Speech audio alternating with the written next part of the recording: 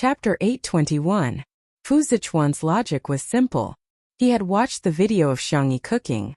Her hands were especially nimble, her strength was good, and her reaction was fast. More practice would give her an advantage in mecha combat. Fu Yunue, who was waiting at the side, was speechless. "Brother, my dear brother. Can you be any more straight?" Xiangyi's expression was normal. "Well, thank you for the recommendation. I will consider buying it in the future." Fu Zichuan was speechless. He wanted to say that he would give her one, but he felt that it was too abrupt. His Adam's apple bobbed. He was already a man of few words, so he didn't know what to say. Fu Yunue was about to die of anxiety. Seeing that Xiangyi was about to leave, she hurriedly pushed her elder brother. "Brother, the civil strife is over, but we can't let our guard down. The city may not be safe. Send Tutu back." Xiangyi declined politely, but she couldn't win against Fu Yunue's coquettish behavior. She even rolled on the ground, so she had no choice but to agree. On the hovercar back, Xiangyi didn't talk to Fu Zichuan except for a few words with Xiao Bai. If Fu Yunue saw this scene, she would be very disappointed. After sending Xiangyi to the slums, the girl jumped out of the car lightly and waved at Fu Zichuan. "Goodbye." She said goodbye, but he didn't feel that she wanted to see him again. Fu Zichuan's thin lips moved as if he wanted to say something, but in the end, he just remained silent. Something was wrong. Something was wrong with him. What was this strange and strong feeling? He couldn't deny that this girl had a mysterious attraction to him.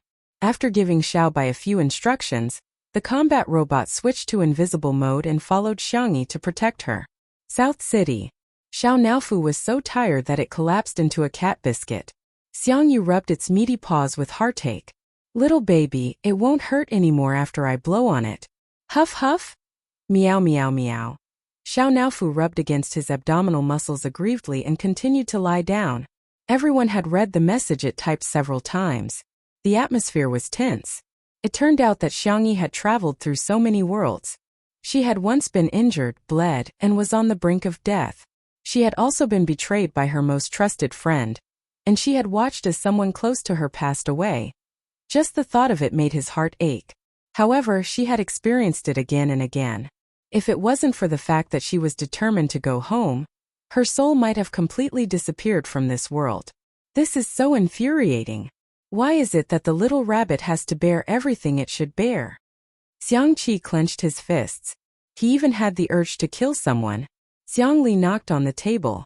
His genius brain worked quickly and quickly came to a conclusion. Firstly, this main system should have existed for a very, very long time. Just like a mainframe, the longer it runs, the more problems and loopholes there will be. Secondly, Yi's world has technology that is ahead of ours. To a certain extent, they should have mastered the technology of time travel, space jump, and so on. Thirdly, to them, transmigrating to another world is no longer a difficult task. The transmigration system was discovered by them and was also broken by them. The rules that originally restricted people were successfully reversed and used various methods to escape the transmigration. Xiang Qi became anxious. "How are you going to save my sister if you talk so much? Find the main system? But how can there be such a coincidence that we can find the system, or find the person who transmigrated?" Shi Sui rubbed his eyebrows. "Okay." Everyone looked at him in unison. Shi Sui only said one name. "Xiang Feng." "Huh. Little uncle?" Chapter 822. What Shi Sui said next stunned everyone in the room. "In the past year I've met more than one fast transmigrator, and their goal was all Xiang Feng." At first, Shi Sui only felt that something was strange. Why would all kinds of girls appear around Xiang Feng? Whether it was an ordinary Cinderella, a socialite, a rich beauty, a starlet in the entertainment industry, a top scholar from a famous university, or an elite in the business circle, without exception, they would all coincidentally meet Xiang Feng in different ways and fall deeply in love with him. Perhaps in the eyes of ordinary people, this was because of Xiang Feng's appearance and wealth, but this didn't make sense. How could an ordinary girl accurately grasp Xiang Feng's itinerary? Why would a person who originally had a deep love be so devoted to him after just one meeting?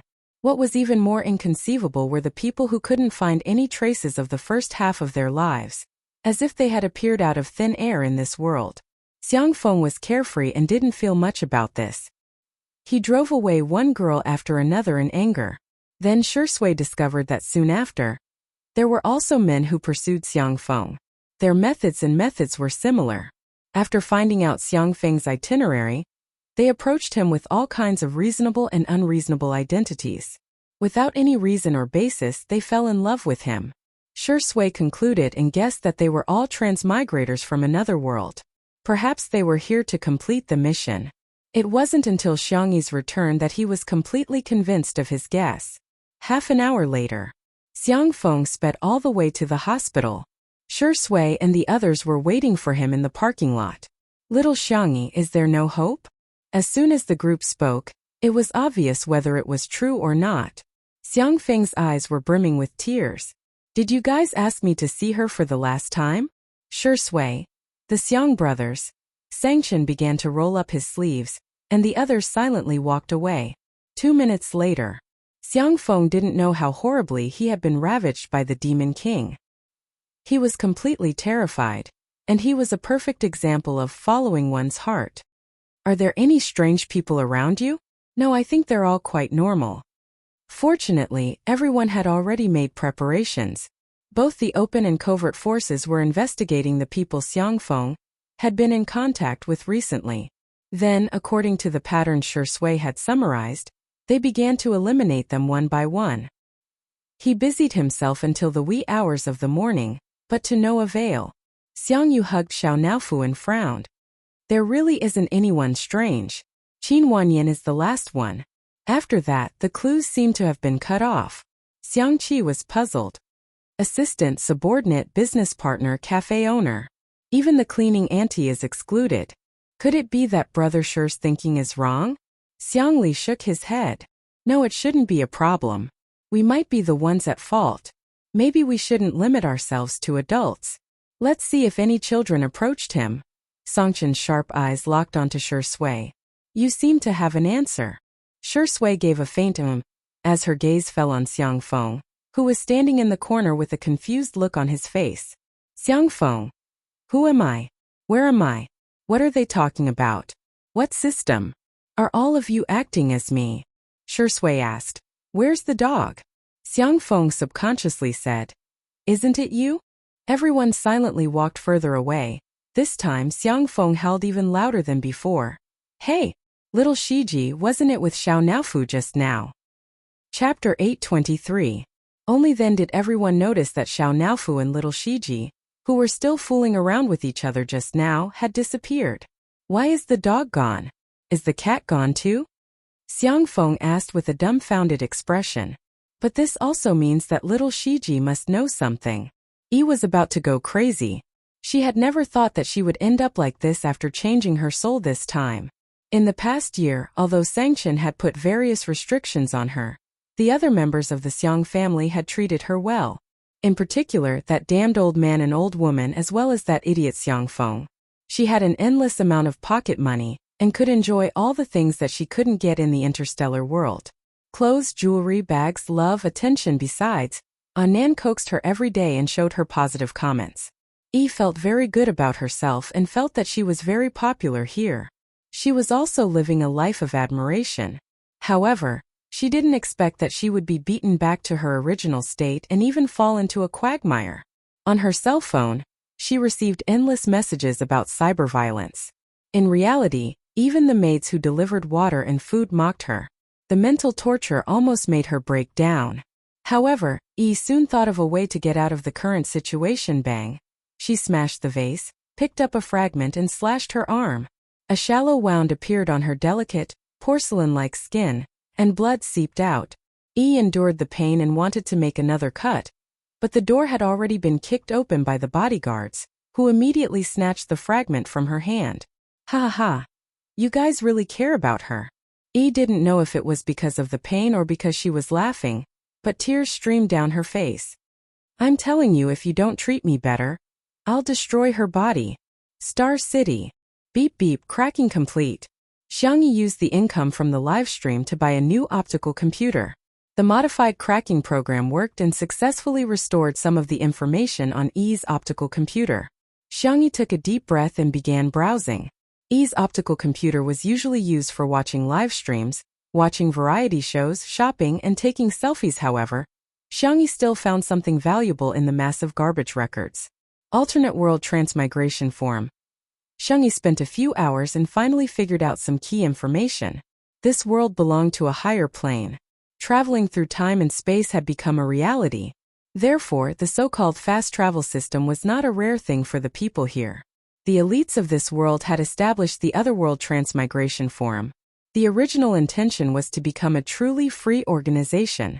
For example, if someone wanted to quickly transmigrate but wasn't selected, or if someone didn't want to quickly transmigrate and wanted to avoid the mission, then the two of them could make a deal and pay a certain price to the administrators of the forum to complete the exchange. Unfortunately, now this forum had deviated from the original intention of its creator. The exchange had changed from a consensual agreement to an unknown coercion. Xiangyi was the one who had been cheated. For the sake of caution, she did not directly contact any of the managers. Instead, she first browsed through the so-called price. Star coins, skill cards, plain energy, these terms were reflected in her eyes. Vaguely, she thought of a possibility. This Otherworld Transmigration Forum seemed to have been created. Another system. A dragon slayer would eventually become an evil dragon. Xiangyi felt a chill run down her spine. Chapter 824. After closing the forum and clearing her browsing history, Xiangyi made up her mind. She had to go home, but it had to be safe. It would be best if she could find a way to contact Lingyi. A thought flashed through her mind. Will Lingye's Rebels Alliance become a dragon slayer? She laughed self-deprecatingly. Who knows what will happen in the future?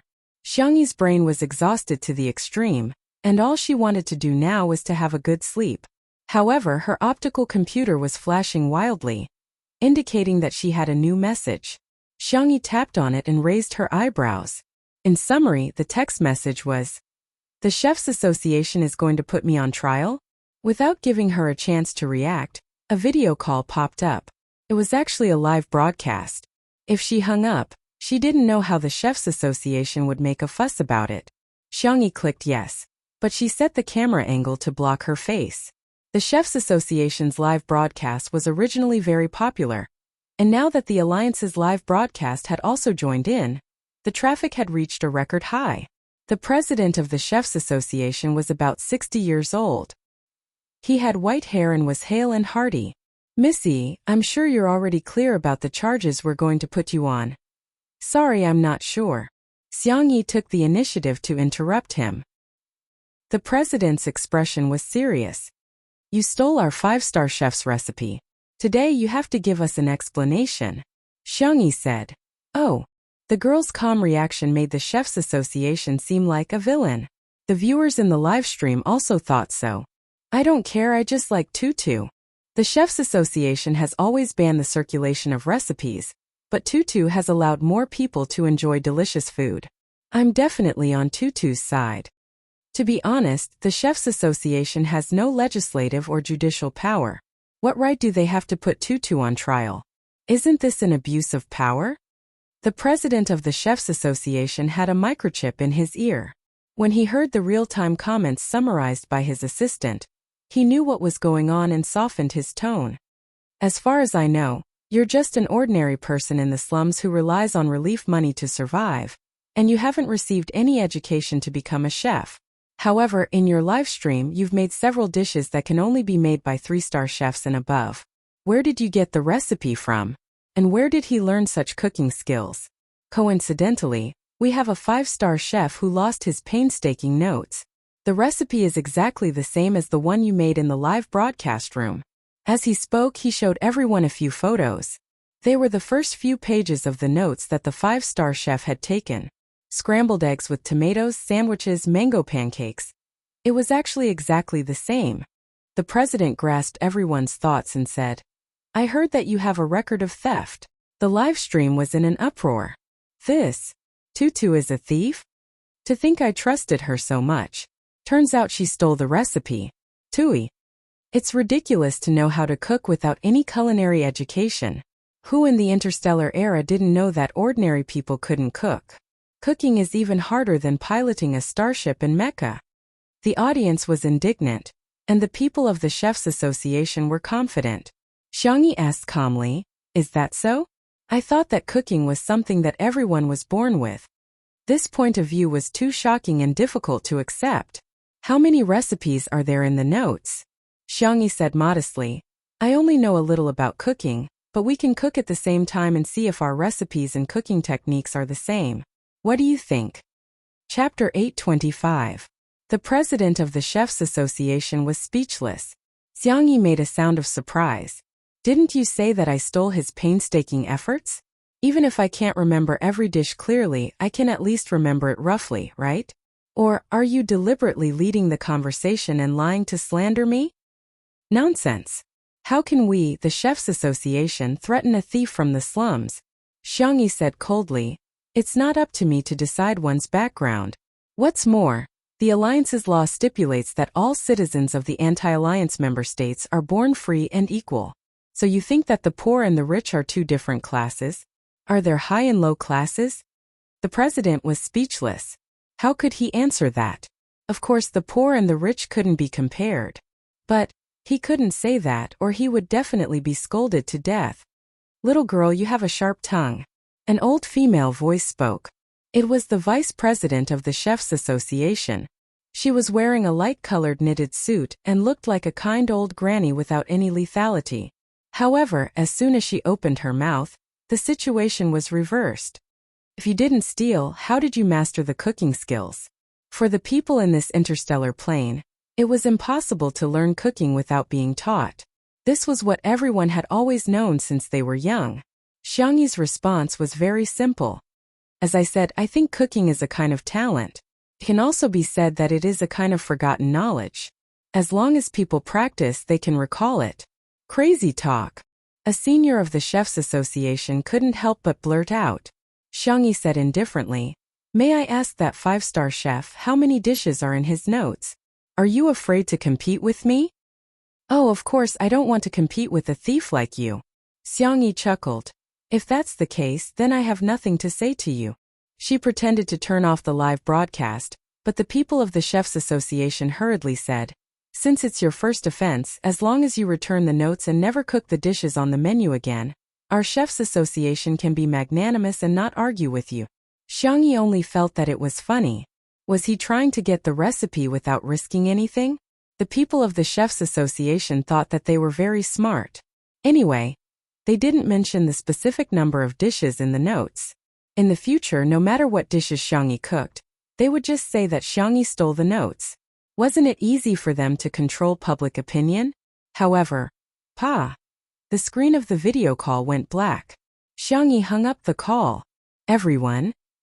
Soon Xiangyi started her own live stream. In the kitchen, she had bought some new kitchen utensils and ingredients. It was enough to make some home-cooked dishes. "Today, I will teach you how to cook 100 dishes." Xiangyi put on her apron as she continued to place orders with her voice. "From today onwards, I will cook 100 dishes every time I do a live stream until I stop doing live streams." The Chefs Association sent a video call to her in a hurry. Xiangyi directly blacklisted the account and set the Do Not Disturb mode. The audience watching all this. Is Tutu so stubborn? What's the big deal? The 100 dishes are all stolen recipes. That, whether she stole it or not, at least we can use her cooking live stream as an educational video. 100 recipes would be leaked every day. It meant that countless people would learn to cook. The people of the Chefs Association were completely panicking. Wait, let's talk about it. Chapter 826. They wanted to contact her, but she had actually set the Do Not Disturb mode. "No, you little girl, why don't you play by the rules? Do you have any culinary ethics?" In fact, Xiangyi couldn't be bothered to talk nonsense with them. If she followed their logic, even if she won the competition and made a dish different from the other parties, the other party could also say, "You stole more than one chef's notes. You stole a lot of them." That would only lead to an endless quagmire of self-proof, which wouldn't solve the problem at all. Xiangyi chose another way. "Since I can't prove myself, then I won't." The Chefs Association was most afraid of recipes being made public. Her 100 dishes a day was the best counterattack. Then, let's start with simple home-cooked dishes. If you live alone, You can make some porridge with 2 stir-fried dishes for dinner.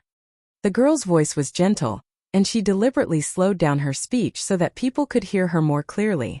At first, the Chefs Association had arranged for the Internet Water Army to spam keywords such as stealing and plagiarism, but they were soon flooded by enthusiastic netizens. There was no other reason, but there were many foodies' nutrient solutions were anti-human things, but they were only eaten for survival. Tasting delicious food was human nature. The Empire livestream was willing to recommend it, and there were many bored netizens watching the show, so the traffic of the livestream soared. The first dish, the second dish, the third dish, from home-cooked stir-fry to various cold dishes, and then to various difficult dishes. The girl was not only extremely skilled in making each dish, but she was also very fast at cooking. Her overall management of time was amazing, and she could often take care of several dishes at the same time without showing any panic. She's using double speed? She must be using double speed. Oh my god, Tutu's reaction speed is too fast. I feel that she would be very good in other industries. I'm kneeling to the big boss. Doesn't the Chefs Association's face hurt? Let's not talk about anything else. Can your 5-star chef do it so fast? The people of the Chefs Association pretended to be dead on the surface, but they were suffering in their hearts. They really couldn't. 5-star chefs made high-end dishes, and it was normal for them to spend several hours on a dish. For someone like Xiangyi to make 10 to 20 dishes in an hour, what a freak! Seeing the recipes being streamed out along with the live broadcast, the people of the Chefs Association couldn't help but send people to the vicinity of Xiangyi's residence. No matter what, they had to stop Xiangyi's live broadcast, even if he had to resort to unscrupulous means. However, before the hired bounty hunters could even get close, they were taught a lesson by Little White, who descended from the sky. In a matter of minutes, he had changed from being unscrupulous to not breaking his hand. When the people of the Chefs Association received the news, they were secretly shocked. Battle robots, wearable mechs. These were all existences that belonged to big shots. Why would he protect a little girl from the slums? No, something's wrong. Before they had the time to ask their men to retreat, a small starship hovered above Xiangyi's residence precisely.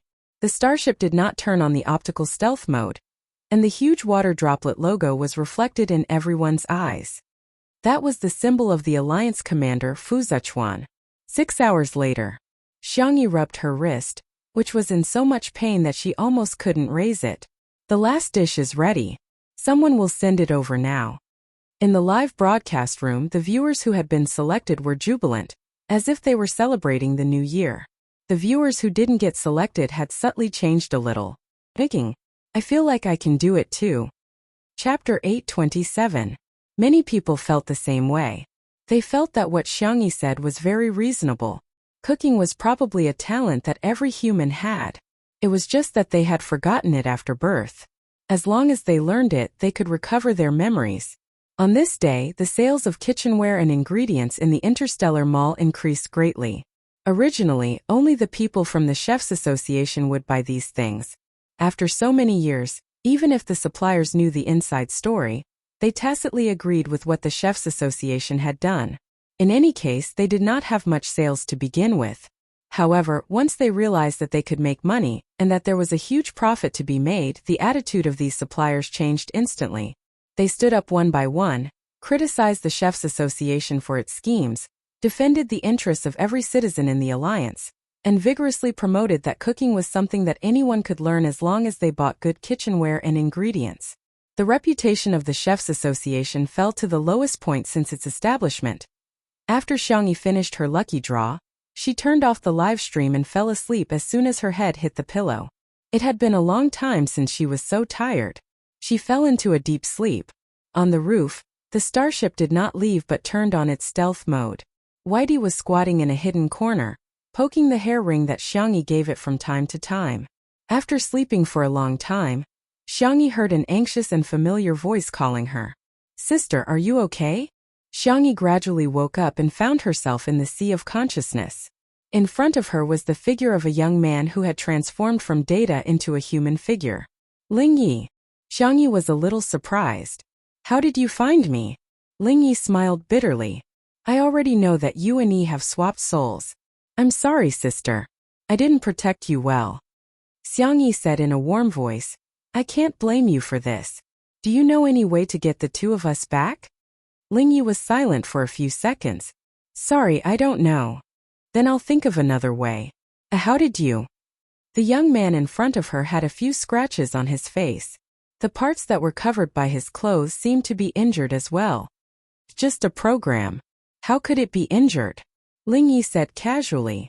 I accidentally bumped into the main system and was attacked. It will take some time for the program to repair itself. Seeing that he didn't want to say more, Xiangyi didn't ask anymore. Lingyi smiled and said, Sister, don't be afraid. Now that I'm here, no one in this world can bully you. That lousy chefs association made you unhappy, didn't it?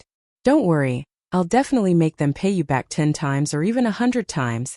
Xiangyi was absent-minded and didn't listen at all. Suddenly, a pair of hands appeared above her head. It was Lingyi. Sister, do you want to go home that badly? Is this world not good? It's a high-leveled civilization with advanced technology. Sister hasn't been here for long, but she's already so popular. Even if she can't go back, she can still live happily here. Xiangyi looked at him with clear eyes. Because someone is waiting for me. Lingyi smiled but did not reply. By the way, do you know about the alternate world transmigration form? I wonder if it's reliable to exchange souls with them. Xiangyi casually mentioned. Lingyi blinked. The youth's eyes were dark and gloomy. I'm not too sure. D. Fu Zichuan received a message that was sent directly to his optical computer. The Alliance's safety net seemed to exist in name only. After browsing a few lines of information, his eyebrows furrowed deeply. That night, the administrators of the alternate world transmigration forum were all arrested. The Alliance issued a decree that very night, banning the use of shuttles that were not for scientific research purposes. Chapter 828. The otherworldly transmigration form was also banned. When Xiangyi woke up, she saw the news that had been pushed all over the internet. She was dumbfounded. Lingyi connected his program to the housework robot and scurried over. Sister, you don't look too good. That forum has been banned, Xiangyi said with a complicated mix of emotions. The news said that Fu Zichuan personally led the team, and didn't even let Administrator 001 off. How did that happen? Lingyi asked meekly as he nestled beside her calf. What about you, sister? Xiangyi hugged her knees and said in confusion, I don't know either. She rarely showed such a helpless expression, but this time it was really different. All her paths home seemed to have been blocked. She even began to regret hesitating yesterday. If she had contacted the administrator at that time, she might have been swapped back today. Lingyi comforted her. Sis, don't take it too hard. Look, the news also said that those administrators aren't 100% successful. Half of them died an unnatural death and their souls disappeared from this world without a trace. That is really bold to have the guts to swap twice, Xiangyi said, but there's still a 50% chance of success. Lingyi thought to himself, take it slow, there's no hurry.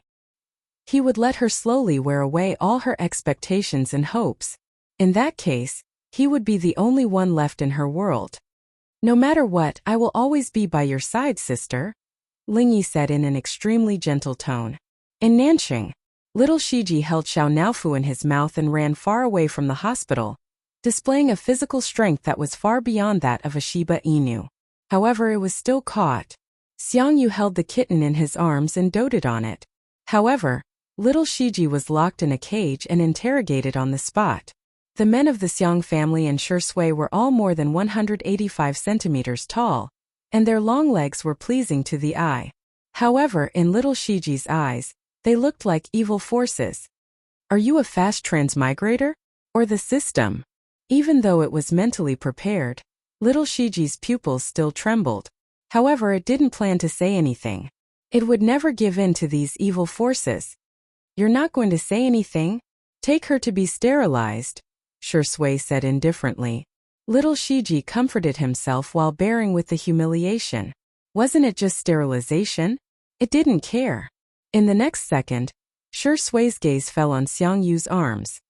Take Xiao Naofu to be sterilized. Xiao Naofu. Meow meow meow. Be a human, sure go.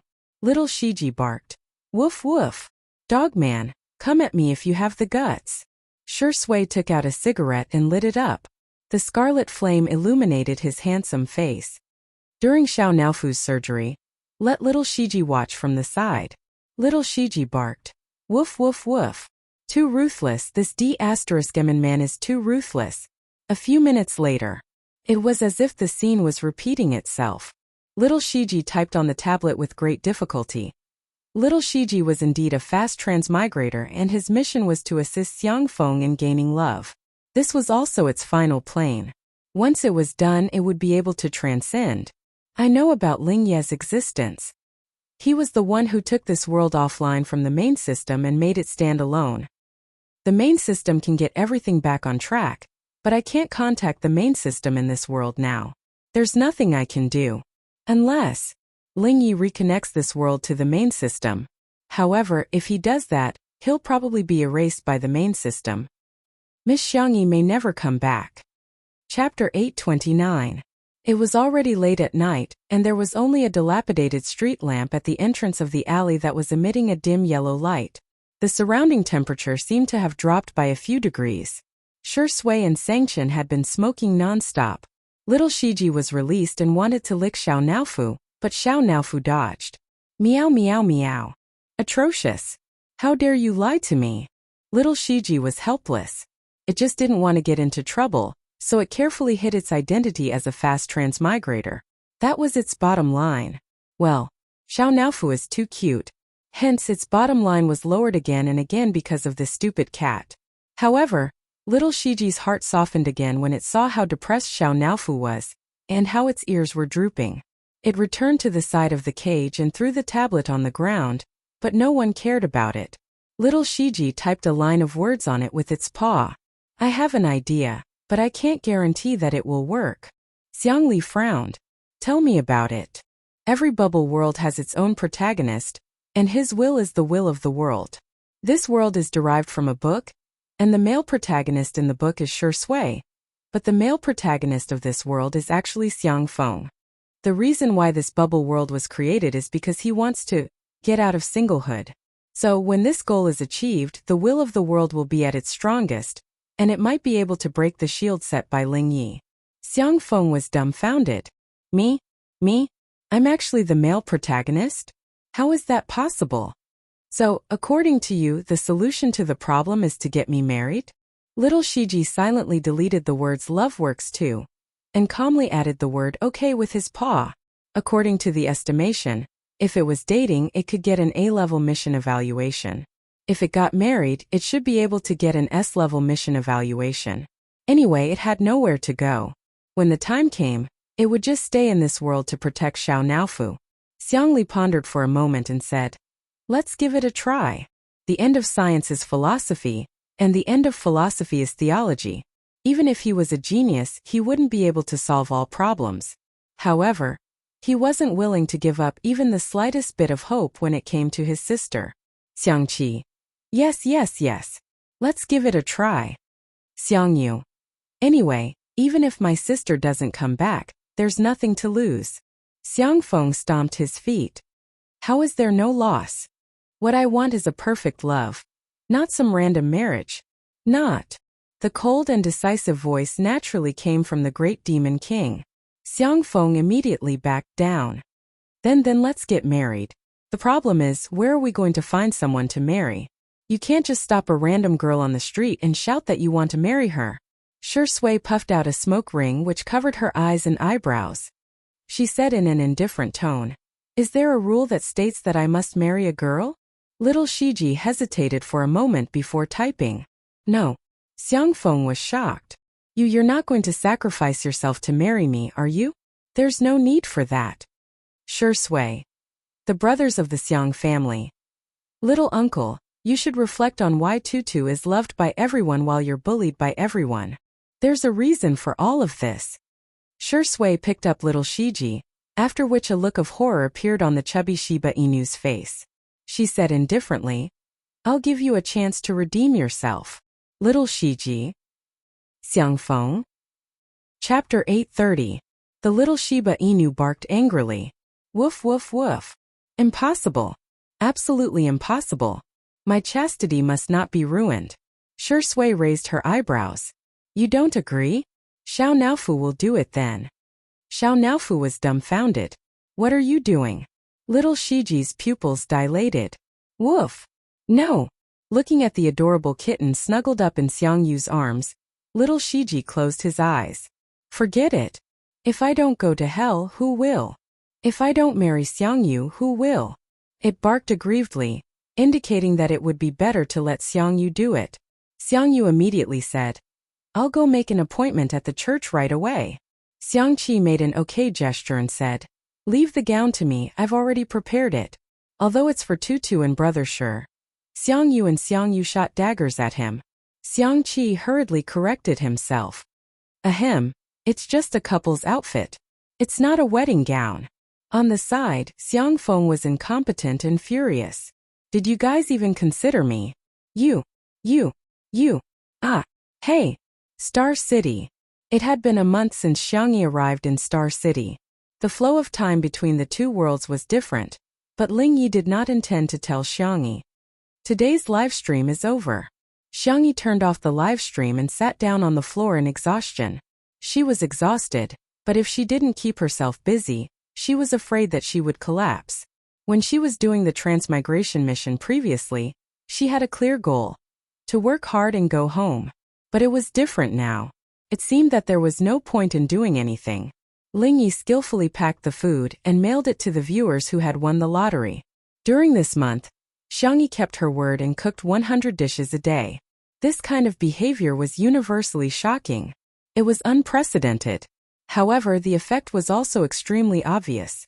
Xiangyi was now the most popular streamer on the internet. There was no other. Alliance Livestream regretted it so much that the staff members who were full of superiority were all fired. The Imperium Livestream, on the other hand, smiled and invited Xiangyi to develop in the Imperium. They would arrange a villa and a starship for her. However, they were all rejected by Xiangyi. As for the Chefs Association, it had fallen into the longest dark period since its establishment.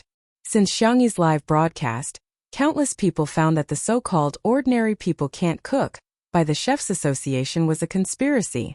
They followed the trend and learned to make the dishes that Xiangyi taught them every day. They were surprised to find that they could also make delicious dishes that were not inferior to the chefs. The current Chefs Association was being criticized, cursed, attacked, and opposed. Some people even called for the Chefs Association to be shut down. Sister, you're so awesome. You've gained another few tens of millions of fans today. Lingyi switched to housekeeping mode and started massaging Xiangyi's shoulders. Xiangyi gave a perfunctory reply, forced herself to focus, and continued to write the program. Currently, the Alliance only prohibited civilian use of the shuttle technology, but it was still allowed for official research. Xiangyi tried to break through the security wall of the Science Research Institute, but the difficulty was too high. It was like giving an unsolvable math problem to a primary school student. It was impossible to solve. The little robot sat next to her, looking very obedient. Sister, it's useless. The technology of this plane is too powerful. Even I can't break it. Isn't it good to stay here? I can accompany you. Forget those memories. Once you forget them, you'll be happy. Perhaps because she was too tired, Xiangyi felt dizzy, and her consciousness was somewhat absent-minded. Perhaps Lingyi was right. Forget, family, forget. Shi Sui. Chapter 831. Lingyi looked at her quietly. Xiangyi's willpower really exceeded his imagination. For the past month, he had been trying to hypnotize her, but it had little effect.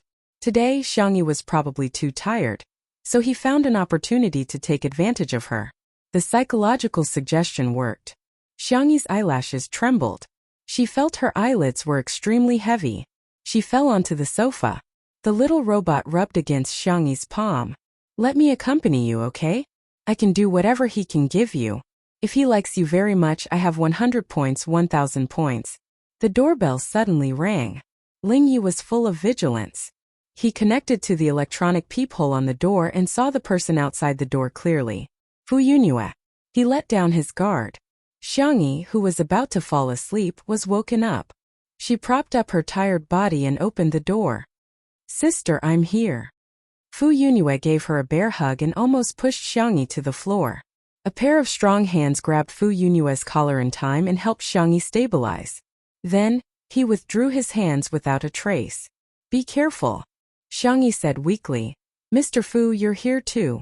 Fu Zichuan replied. Yes. Ling Yi. For some reason, this Fu Zichuan made him feel a little dangerous. He was the one who sent the message on the alternate world's transmigration form to Fu Zichuan. Fu Zichuan did not disappoint him. His efficiency was astonishing. He caught all the administrators. However, to Ling Yi, those people did not pose any threat to him. He had long gotten rid of the shackles of those ants. It was just that he was too lazy to deal with those people personally. Ah, sister, you're too kind. You actually left so much food for me. Beside the coffee table, Fu Yunyue was extremely excited. These days, Xiangyi would always leave some food for her according to her taste and send it over. Gradually, Fu Yunyue could not wait for the takeout anymore. Every time, she would come to the door to get it herself. However, she had always been alone before. This time, she brought her big brother with her. Xiangyi brought the cutlery over and asked politely, Would you like to try it, Mr. Fu? She thought that Fu Zichuan would refuse, but the man nodded slightly. Okay. After saying that, she imitated Fu Yunyue and sat cross-legged beside the coffee table. This house was bought by Xiangyi. The area was not big, and most of the space was occupied by kitchen utensils. The living area only had a small bed and a coffee table. There were very few clothes, only a few of the same color and style, which were casually hung on the clothes rack. There wasn't even a wardrobe, let alone other decorations. The entire room gave off the feeling that it was lifeless. It was as if there was nothing here that made her reluctant to leave, and she could leave at any time. Ow, it's too delicious. It's another day of crying over delicious food. Fu Yunyue's eyes were brimming with tears as she ate until her cheeks were puffed up. Fu Zichuan picked up 2 chopsticks. It was still as delicious as ever. His attention unconsciously fell on Xiangyi. The girl was so thin that she was almost out of shape, thin and frail. She also became less talkative. She would only reply with 1 or 2 words when Fu Yunyue said something, as if she began to resist social interaction. Fu Zichuan observed for a while without batting an eyelid and coughed lightly. Missy, is there something on your mind? Fu Yunyue tried her best to swallow the food in her mouth. That's right, that's right. Why aren't you saying anything? Is it because of your long-distance boyfriend? Xiangyi's eyes were filled with confusion. I have a boyfriend? Chapter 832. Huh. Fu Yunyue almost spat out her rice. She was extremely surprised. Didn't you say that you have someone you like waiting for you in a faraway place?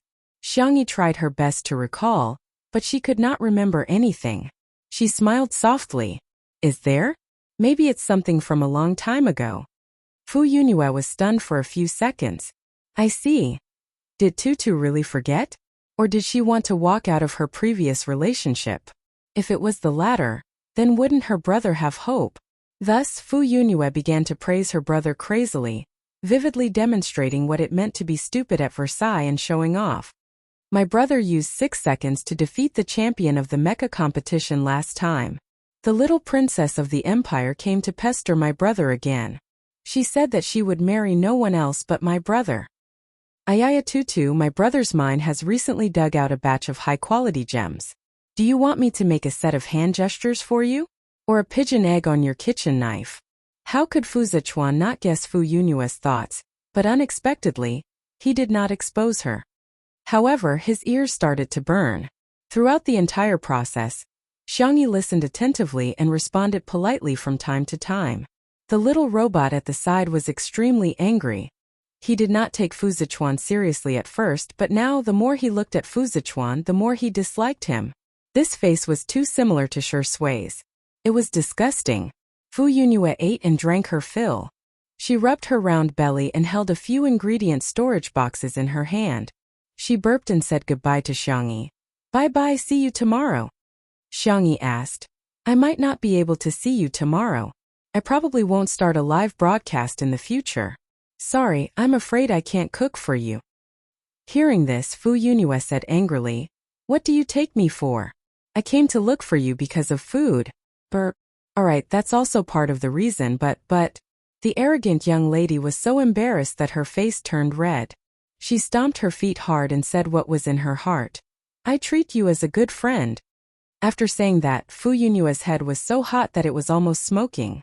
She covered her face and ran away. Xiangyi was stunned for a moment. Her cherry lips moved, wanting to say something, but Fu Yunyue had already run far away. Fu Zichuan's deep voice rang in her ears. Tutu, can I add you as a friend on the optical computer? It had been a long time since he called her Missy. All right.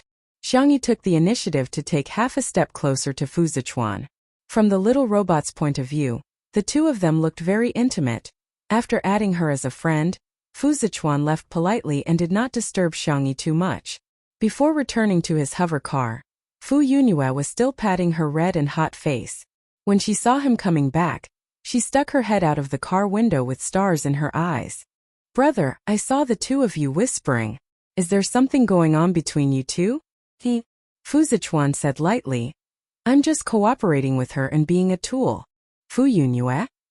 As soon as the Fu siblings left, Lingyi controlled the door and closed it. Lingyi questioned, Sister, why did you add another man as a friend? Xiangyi looked at him. Mr. Fu is a very nice person. Is there a problem? Lingyi said in a muffled voice. I don't like sister talking to other men. Xiangyi ignored him and continued to write the program. However, in the program to attack the security wall, a piece of virus code had been added without leaving a trace. Chapter 833. The little robot that was ignored became even more anxious. It circled Xiangyi back and forth, trying to attract the girl's attention with the noise it made. Unfortunately, Xiangyi's focus was too strong. Whether it was learning, cooking, or coding, she was highly focused and would not be easily disturbed. Lingyi did not understand why she was so persistent. After waiting for her to rest and drink water, Lingyi asked tentatively, Sister, do you miss your family? The girl's clear eyes revealed a trace of confusion. Family. She should have a family, but why couldn't she remember anyone? The girl's expression fell into Lingyi's eyes. He was overwhelmed with emotions and was overjoyed. She had really forgotten. However, Xiangyi's next answer made him feel as if he had fallen into an ice cellar. I want to go home. Under the little robot's incredulous gaze, the girl firmly repeated, I want to go home. Lingyi could not understand. She could even forget Shui and her family, but why didn't she forget to go home? How deep was her obsession? Time passed day by day. On the first day Tutu stopped broadcasting, the netizens on the Star Domain Network thought that she might be tired and wanted to rest. The second day, the third day, the 10th day, her livestream screen was always black. The Chefs Association felt that this was a precious opportunity and jumped out to create another wave of waves. They released the news that Tutu was guilty. She had used up all the stolen recipes, so she was at her wits' end. The netizens' response to this was, Someone, turn on the light-energy electromagnetic cannons on the starship and aim them at the stupid Chefs Association. It was the Chefs Association that deceived the public. It was the Chefs Association that persecuted Tutu. It was the Chefs Association that deprived everyone of their happiness. The netizens' anger was all vented on the Chefs Association. The Chefs Association, which was originally like a falling leaf in the wind, completely collapsed. For a long time in the future, as long as the Chefs Association was mentioned, it would be despised by thousands of people. Fu Yunyue changed from freeloading to bringing food. Xiangyi's symptoms of social rejection were becoming more and more obvious. She was unwilling to go out and cook. Every day, she was busy typing a bunch of things on her optical computer that she could not understand. The young girl was extremely thin. Every time Fu Yunyue saw her, she felt shocked. Fu Yunyue suspected that if she didn't come to deliver food, if she didn't force Xiangyi to sleep a little every day, Xiangyi might starve to death or die suddenly at home. On the other hand, Lingyi was getting more and more irritable. Other than Fu Yunyue, Xiangyi was not even willing to communicate with him. Fu Zichuan rarely came, but every time he came, Xiangyi's symptoms would improve a little. Just yesterday, Fu Zichuan had asked her to go on an interstellar trip with him. Xiangyi, who was so against the outside world, had actually agreed. After Fu Yunyue left, Xiangyi continued to write code. She had tried to attack the security wall of the research institute a few times, But it was no different from throwing an egg at a rock. There was once when she was almost tracked down by the other party, and it was only because Lingyi covered for her that she was able to escape unscathed. Sister, I've made you something to eat. I made it according to the recipe from your previous live stream. I guarantee that it will taste exactly the same. Sister, if you go on a trip, can I go with you? I'll just stay in your optical computer and won't cause you any trouble. Okay? In the long silence, Lingyi almost went crazy. The little robot tugged at Xiangyi's sleeve. Sister, pay attention to me. Xiangyi's expression was indifferent as she turned off the robot's power. In a hurry, Lingyi entered his data into Xiangyi's optical computer. Chapter 834. In an instant, the program was triggered. Lingyi realized that something was wrong almost instantly, but it was too late. The program Xiangyi wrote every day actually contained a virus code that was fatal to him. That was a Super S-level virus that Xiangyi had learned in a certain fast-traveling dimension. As soon as Lingyi appeared, she realized that the root of the problem was not to break through the security wall of the Academy of Sciences and return home through the interstellar era's technology. Instead, she needed to get rid of Lingyi. The virus overbearingly invaded every bite of Lingyi's. Even though it was in the form of virtual data, Lingyi could feel that his body was being cut apart inch by inch. While fighting against the virus, he gritted his teeth and asked, "You've recovered your memory?" Xiangyi looked at him calmly, neither sad nor happy. Her eyes were clear. Lingyi instantly understood something and smiled bitterly. "So you didn't lose your memory at all. You've been lying to me since the beginning." Xiangyi said calmly, "Same here. Lingyi, no, what should I call you? Dragon Slayer? System number 2? The ripples showing Lingyi's data fluctuated. In addition to the difficulty of fighting against the virus, his emotions were also extremely intense. Xiangyi did not relax at all and continued to use other small viruses to completely restrict Lingyi's movements. Lingyi projected a virtual human figure, which was still a beautiful and delicate young man like an angel. "You already know. More or less." Xiangyi's eyes were calm and her tone was calm, just like when Lingyi first met her. It was as if nothing could disturb her. "The 2 soul exchanges between me and E were related to you." Lingyi simply sat down cross-legged, probably because he had nothing left to lose. He snorted, as if he was very disdainful of that idiot E. Otherwise, how could she have been chosen by the main system to quickly transmigrate? It was just that he had done something to her. He had also interfered with the main system when Xiao Naofu was reincarnated. Xiangyi continued, "You're not a real human. The so-called digitized form is your original form. This world should be the world where you were born." Lingyi tilted his head and smiled, revealing his sharp canine teeth. "Wow, sister is so smart. So everything is a lie. You're just playing me." From the first meeting when he was about to transmigrate, to the reunion in Little Rabbit Farm, and then to the companionship in the interstellar plane, reality did not exist. Everything was an illusion. Lingyi faintly said, "Isn't Big Sister acting as me too? I didn't expect Big Sister's acting skills to be so good that even I was fooled. One is marked by the company one keeps." Not to mention the experience of transmigrating to another world, just the fact that she had Shui and Xiao Naofu by her side, these 2 acting geniuses, it would be unreasonable if she didn't improve her acting skills. "What should I do? Big Sister treats me so badly, but I still like Big Sister a lot." Lingyi's eyes revealed a trace of stubbornness. "Big Sister is finally paying attention to me." Xiangyi's expression did not change as she continued to add poison to the poison. Lingyi's expression was somewhat malevolent, and his core data was nearly destroyed. Big Sis is so ruthless. She already knew the truth, yet she still endured it for so long. Lingyi gritted his teeth. "But do you know? Without me you still can't go back. Be nicer to me. Maybe I'll consider letting Big Sister go back. You've given your gentleness to so many people. Can't you give me one more?" Xiangyi said the cruelest words in the most gentle tone. Gentleness and kindness have always been for people, not for trash. Chapter 835. Lingyi's virtual projection in the air became even dimmer.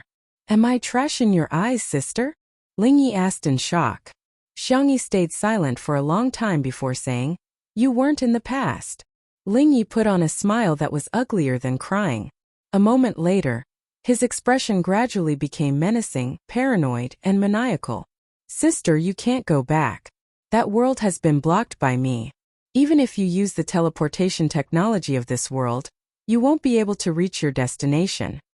Besides, your code can only trap me. Can't kill me at all. Xiang Yi's virus code was indeed very strong, but Ling Yi, as the second transmigration system, was also not to be underestimated. He could continuously evolve and fight until one day, he could break through the trap set by Xiang Yi. Xiang Yi asked, "What about the main system?" Her words were earth-shattering. Ling Yi widened his eyes and stared at Xiang Yi in disbelief. No, she must be lying to me. How could Xiang Yi have contacted the main system? She wouldn't have waited until now. She would have gotten the main system to take action long ago. I can't contact it, but I trust my brothers Shi Sui, Xiao Naofu, and little Shiji. Shi Sui was not the only one who had long noticed little Shiji's abnormality. As long as that world returned to normal, little Shiji would be able to contact the main system as a teleporter. Ha ha ha. Ling Yi convulsed with laughter and said, "Sister, you're so adorable. They're a bunch of good-for-nothings. How can they be as smart as you? Do you know that the flow of time in this interstellar world is completely different from that in your world? You've been here for more than a month, but only 2 or 3 days have passed there. How long do you think they'll take to find a solution? How long do you think you'll have to wait here? A year? 2 years? 10 years? Xiang Yi said, I've already prepared myself for the worst. She did not have any strong points, except that she was a little patient. Xiang Yi sat down and casually flipped through a comic book that Fu Yunhua had given her. In this era where paper books were rare, it was said that the comic books were treasured enough to be kept in the library. Xiang Yi flipped through dozens of pages with a solemn expression.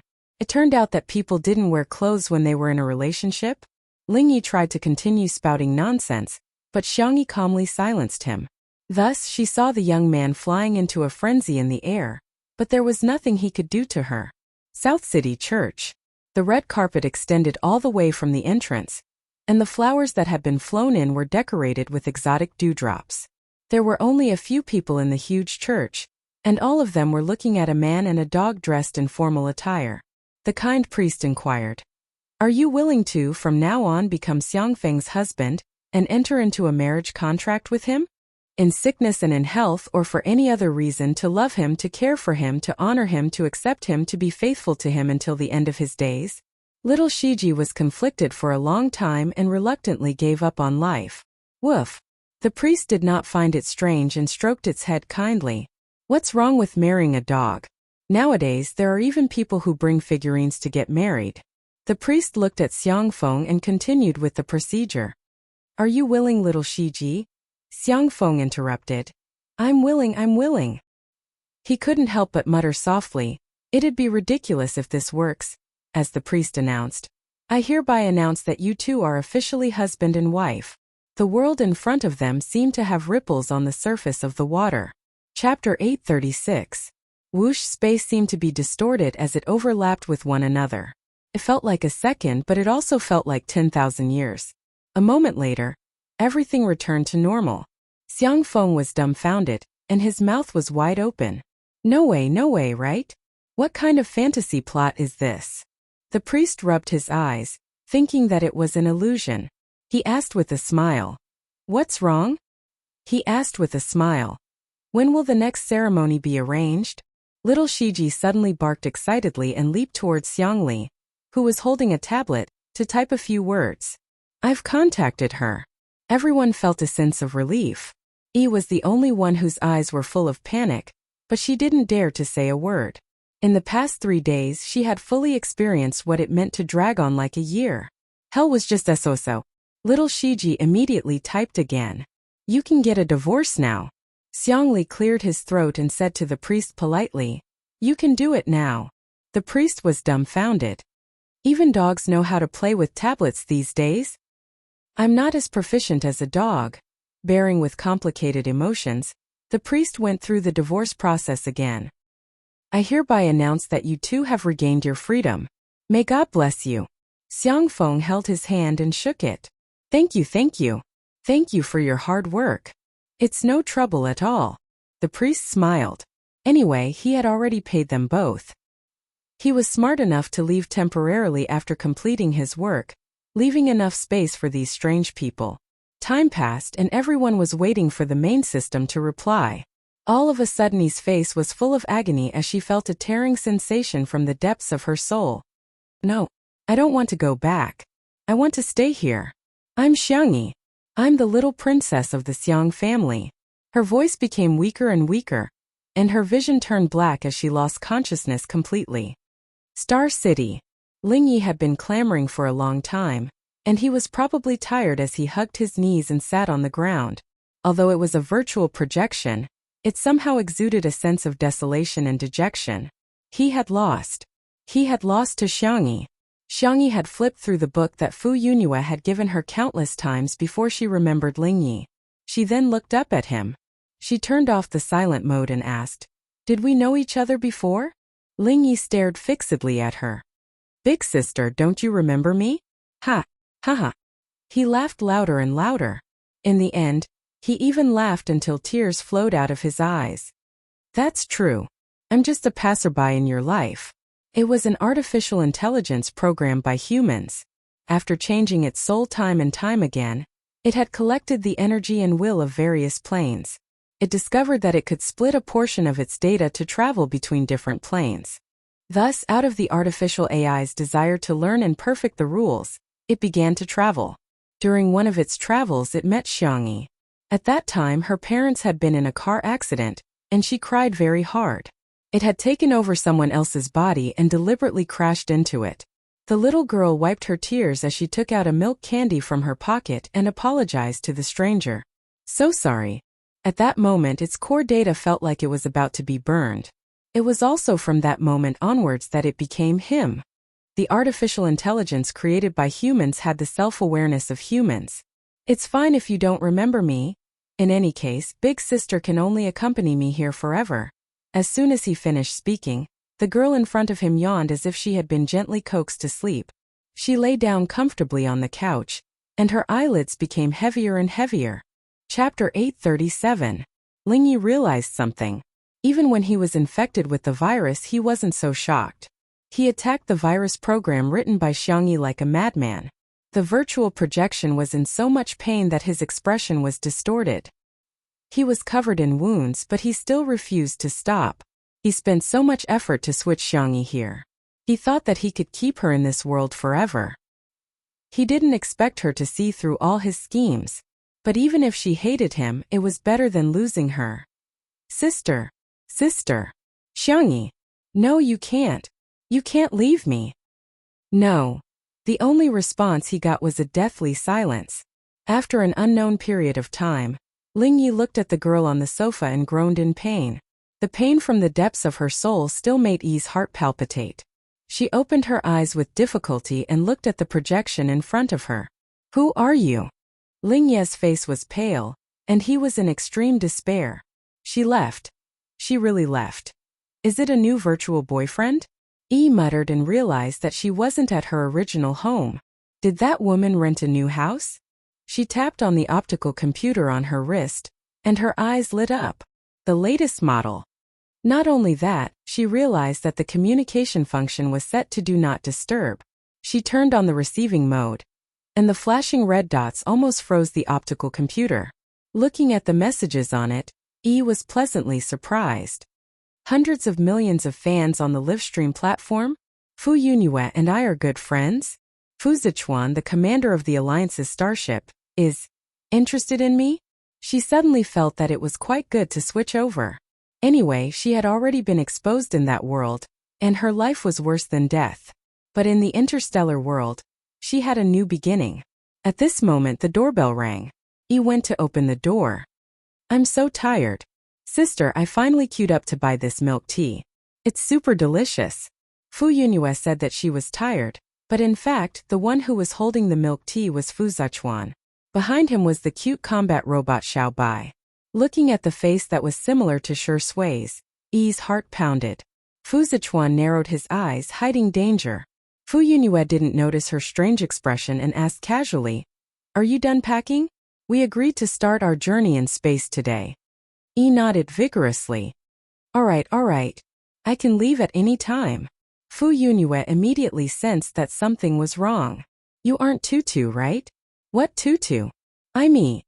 As soon as Yi finished speaking, she realized that Tutu was Xiangyi's nickname and also her livestream name. She quickly corrected herself. That's right. I'm Tutu. Fu Yunhua took a step back. Fu Zichuan said calmly, It's not her. Let's go. Even Xiaobai had a regretful expression on her face. She took off the hairband that Xiangyi had given her and the bow that she had made herself. Yi panicked. Where are you going? But the Fu siblings did not even look at her and walked away. In the hover car, Fu Yunhua sniffled. Her eyes were red. She should have gone home. Fu Zichuan replied softly. Yes. Fu Yunhua wiped her tears and smiled widely. Then she must have met someone she likes and been liked by someone. Hey, Tutu can finally get her wish. After a long time, Fu Yunhua heard her brother's low and hoarse voice. As long as she's happy. Chapter 838. Yi didn't expect to receive such a huge blow as soon as she returned home. However, she quickly adjusted her state of mind. Even without the Fu siblings, she still had so many fans on the Star Web livestream. She logged onto the Star Web livestream and soon received a greeting from Empire Livestream, as well as a daily contract renewal. Yi naturally agreed and signed the contract for the day. The staff of Empire Livestream asked politely, Tutu, what are you going to cook today? Can you spoil the show so that we can help you promote it? Yi froze for a moment. She didn't know how to cook at all. If she did, she would be exposed, hence, she expressed that she wasn't going to cook today and was going to sing. She was going to show her face and sing. The staff on the other side was instantly excited. Tutu's face. This was an explosive event. The staff immediately applied to the higher-ups and soon, the application was approved for the best and most popular spot on the Star Web livestream. Simply put, as long as one used the Star Web livestream, they would receive a push notification from Tutu's livestream. Half an hour later, the livestream began. Yi was a little nervous as she waved at the camera. Hello everyone, I'm Yi. Ahem, I'm Tutu. What appeared on the fan screens was a face with heavy makeup. Although it was quite pretty, everyone was still a little disappointed. She was too different from the image that everyone had imagined. They had thought that Tutu was a beautiful, gentle, and indifferent girl who would still be beautiful even without makeup. However, there were too many people who liked Tutu and the pop-up comments were shocking. The fans were enthusiastically sending gifts to her. Yi was overjoyed when she saw this. She had just greeted them and the gifts she received, if converted to star coins, would be worth millions. This was even when Yun Zhongyue was not around. With her taking the lead and sending gifts, the number would probably double. Then, Yi started singing. Fans? Yi continued singing. Fans? Shut up, she's one of us. Oh my god, I'm so disillusioned with Tutu. Let's talk nicely, don't poison my ears. Empire Livestream was also dumbfounded. They didn't expect Tutu's singing to be so terrible. The loss of viewers in the livestream was simply a waste of their promotion. Not only that, during the interactive segment, Tutu's words were even more shocking. Thank you all for sending me gifts. Everyone continued, don't stop. Why do you keep asking me to cook? That's something only a chef can do. Besides, her hands are so delicate. How can she endure cooking all the time? The audience. Was such a pretentious woman really Tutu? What's more, Bunny was a ruthless person who made 100 dishes every day for more than a month. How could he not be able to endure this little bit of hardship? Thus, everyone came to a conclusion. This Tutu was a fake. The number of viewers in the livestream was getting lower and lower, and those who stayed behind were all doubtful. Did you steal Tutu's optical computer? Cook a dish to prove you're Tutu. It's a fake, right? You can't be Tutu. He never expected that she would still be doubted after returning to her own body. Panic was boundless and almost drowned her. Shivering, Yi turned off the livestream. Little did she know that this was just the beginning of her retribution. In the church in Nancheng, the girl's eyelashes fluttered and she slowly woke up, only to see familiar faces. Chapter 839. The light was a little dazzling and she instinctively squinted. Immediately, a pair of large hands covered her forehead, covering her eyes. The tip of her nose turned sour and she almost burst into tears. Finally, I'm back. In the interstellar world, she had been very calm and composed. She had spent a lot of effort scheming against Ling Yi, and was extremely exhausted, both physically and mentally. However, she didn't cry even once. It wasn't that she didn't want to cry, but rather she had been holding it in. After persevering for so long, she couldn't hold it in any longer the moment she saw her family. She was just using the strongest armor to disguise all her weaknesses. In fact, she would also be afraid, confused, and uneasy. Brother, Xiangyi said in a soft and nasal voice. I'm back. She tried her best to smile, but tears welled up in her eyes. Xiangyu pressed his cap down to cover his eyes. The young esports god said arrogantly and coldly, You're back. Xiangqi's eyes were red and he said fiercely, What are you crying for? You're so ugly. Xiangli touched her little head gently and said, Our tutu, it's been hard on you. We've been waiting for you. Xiangchen was as taciturn as ever. He said 2 words expressionlessly. He said expressionlessly, Go ahead and cry. The cold and aloof man wiped Xiangyi's face with his sleeve. His tailored suit was stained with tears and snot, but he didn't even frown. Xiangyi noticed that Xiangyu, who had always been dressed in a formal suit and leather shoes, had long been wrinkled. Even his tie was loosely tied. He wasn't the only one. The others were also in a much more disheveled state than usual. Xiangyi immediately cried even harder. The girl's shoulders shook, as if she was about to cry all the tears she had in her life. Xiang Feng wailed too. Little Xiangyi, you've suffered. Little Shiji silently distanced herself from her ex-husband. Xiao Naofu jumped into Xiangyi's arms and meowed, its icy blue eyes full of tears. Stupid woman.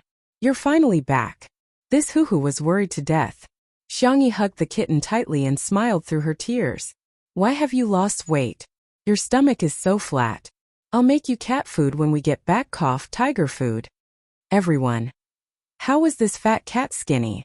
Xiao Naofu obediently rubbed its head against Xiangyi's collarbone, then jumped to the ground. It strode over to Xiangyu's feet with its proud and noble cat-like steps, and meowed in a cute and coquettish manner. Xiangyu. It acted coquettishly towards me. Xiangyu, the furry maniac, picked up Xiao Naofu at lightning speed and instantly transformed from a cold and aloof person into a chatterbox.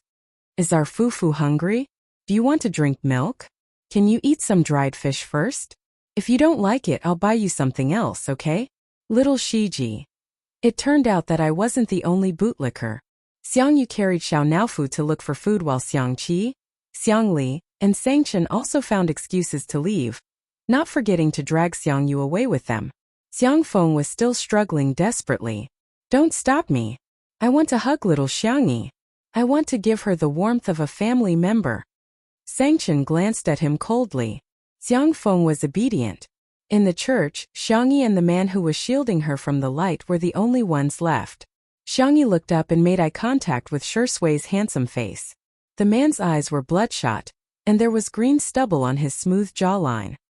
His voice was hoarse from the tobacco smoke, and he said in a low and gentle voice, Sister E, welcome home. Chapter 840. Xiangyi's tears were about to burst out again. Fortunately, both she and Shui were good at controlling their emotions. Even if they were overwhelmed with emotions, they could still appear calm. Yes, I'm back. Long time no see. After saying that, Xiangyi thought of something. What's the date today? Shui gave her a date. Xiangyi was slightly stunned at first. Then she heaved a sigh of relief. That's great, that's really great. The flow of time in the 2 worlds was different. She was so glad that she was in the fast world, while Shui and her brother were in the slow world. Shui sensed that something was wrong. He narrowed his eyes and asked, How long have you been there? Xiangyi wanted to skip this question and change the topic. Shui didn't ask much.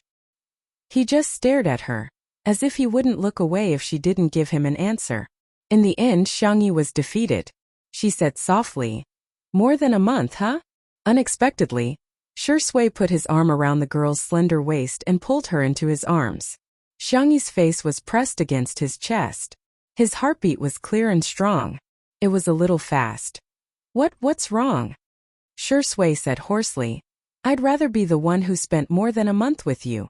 There was silence in the church. Xiangyi looked up.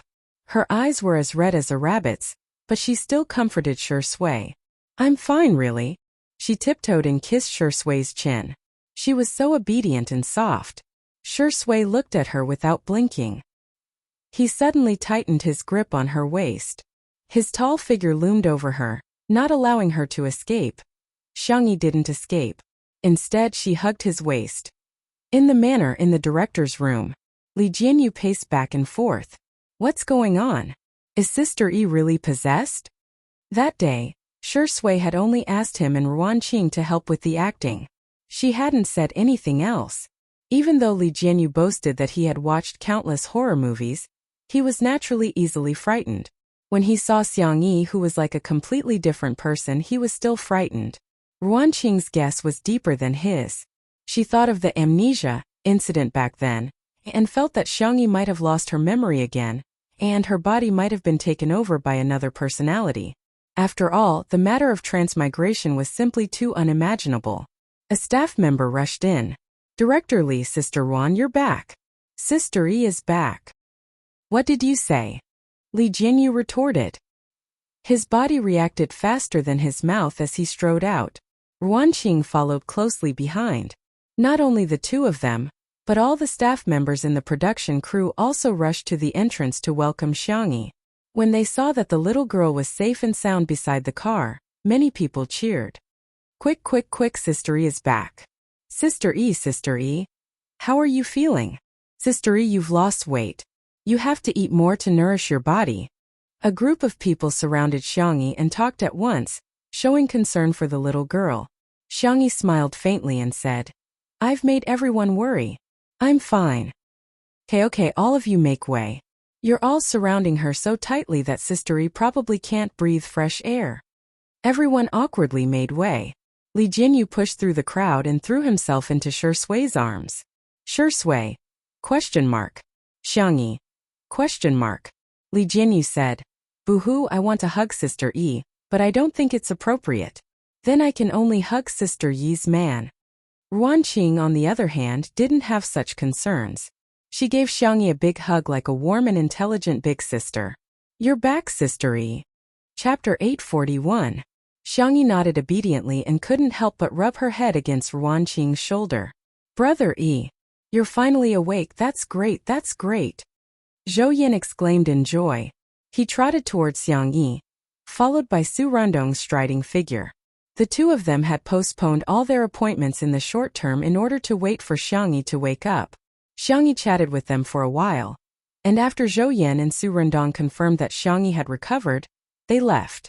Zhou Yin stuck his head out of the car window and said, Thank you for introducing us to the doctor, Brother Yi. In addition to the psychiatrist that she introduced to Su Rundong, Xiangyi also helped him make an appointment with a top-ear doctor. He owed her a huge favor. Xiangyi said gently, You guys have to cooperate with the doctor and get well soon. Zhou Yin grinned. He didn't look like a legendary singer at all. Instead, he looked a little silly. Brother Yi, I'll come to you again if I'm hungry for 3 days. Su Rundong pursed his lips. Although he had already sprayed the car with disinfectant spray, he still felt a little uncomfortable. He said, See you later. Xiangyi said, Have a safe trip, come by often in the future. As the car gradually drove away, their friendship quietly lasted forever. In the living room, Xiangyi learned that the fans of Two Under One Roof had been waiting under the official Weibo account for several days. So she took the initiative to ask the production team to start a live stream. If it were any other director, they would definitely be eager to start a live stream to make money. However, the style of Two Under One Roof was like this. Li Jianyu said, Don't start it, get some rest today. Xiangyi said, I want to explain to the fans, don't let them worry about me. Li Jianyu said, Okay, we'll do as you say, but we can only do it for an hour. Ruan Qing said, Half an hour, 1 hour is too long. The cameraman Old Zhang said, Yes, we can't tire Sister Yi out. The others also chimed in, all of them doting on Xiangyi. She was really loved by everyone. After the staff adjusted the equipment, Ruanqing used her official Weibo account to post the news of the upcoming livestream. The fans below were all in an uproar. Is Sister E awake? How is our baby? Will Izai appear on screen? I'm so worried that I'm crying cuckoo. The moment the livestream started, countless viewers flooded in.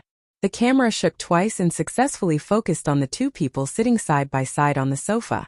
Shui changed into a clean white cotton shirt with a simple gray t-shirt inside. Xiangyi was wearing a white dress made of the same material. The hem of the dress was a lotus leaf design, which made the girl's calves look fair and delicate. Whether it was the color scheme or the material, they all formed a harmonious harmony. In the live stream, "That's great, Sister E is fine. Couple outfits. It's a couple outfit. Same model please." To the people in front, "Wake up.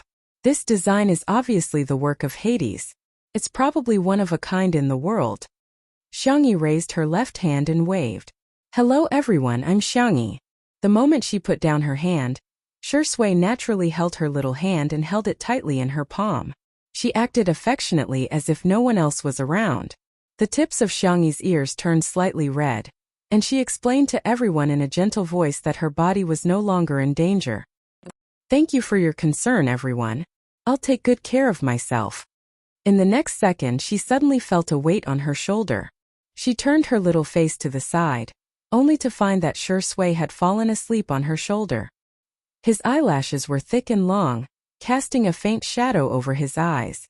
Holding her hand, he did not let go of her hand even a little bit. Chapter 842. Is he too tired? Xiangyi thought to herself. Shui had been sleepless for several days in a row, so he was really tired now. He rarely relaxed in front of others. Xiangyi was the only exception.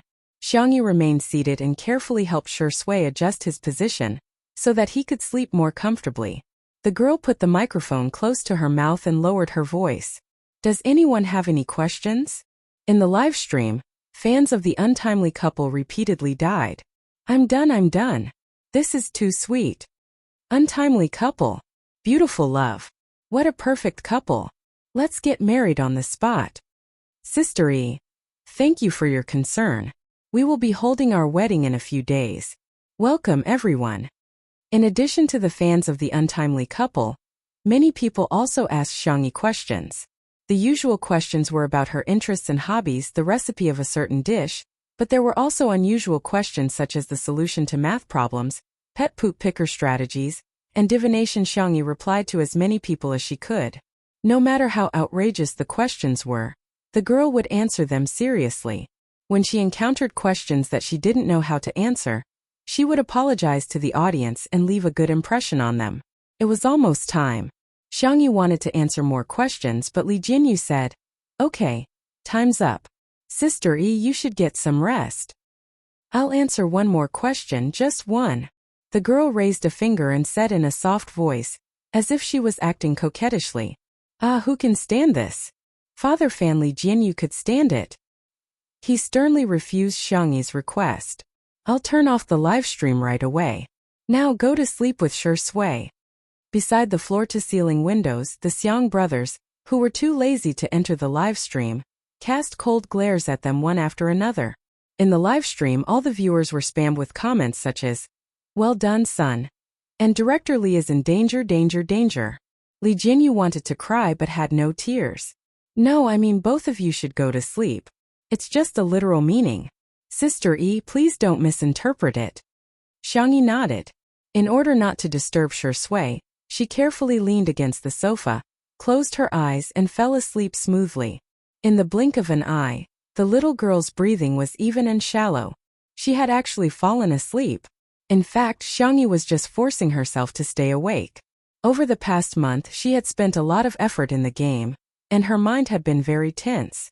Now that she was in front of Shui and her family, she could finally let down her guard and fall asleep peacefully.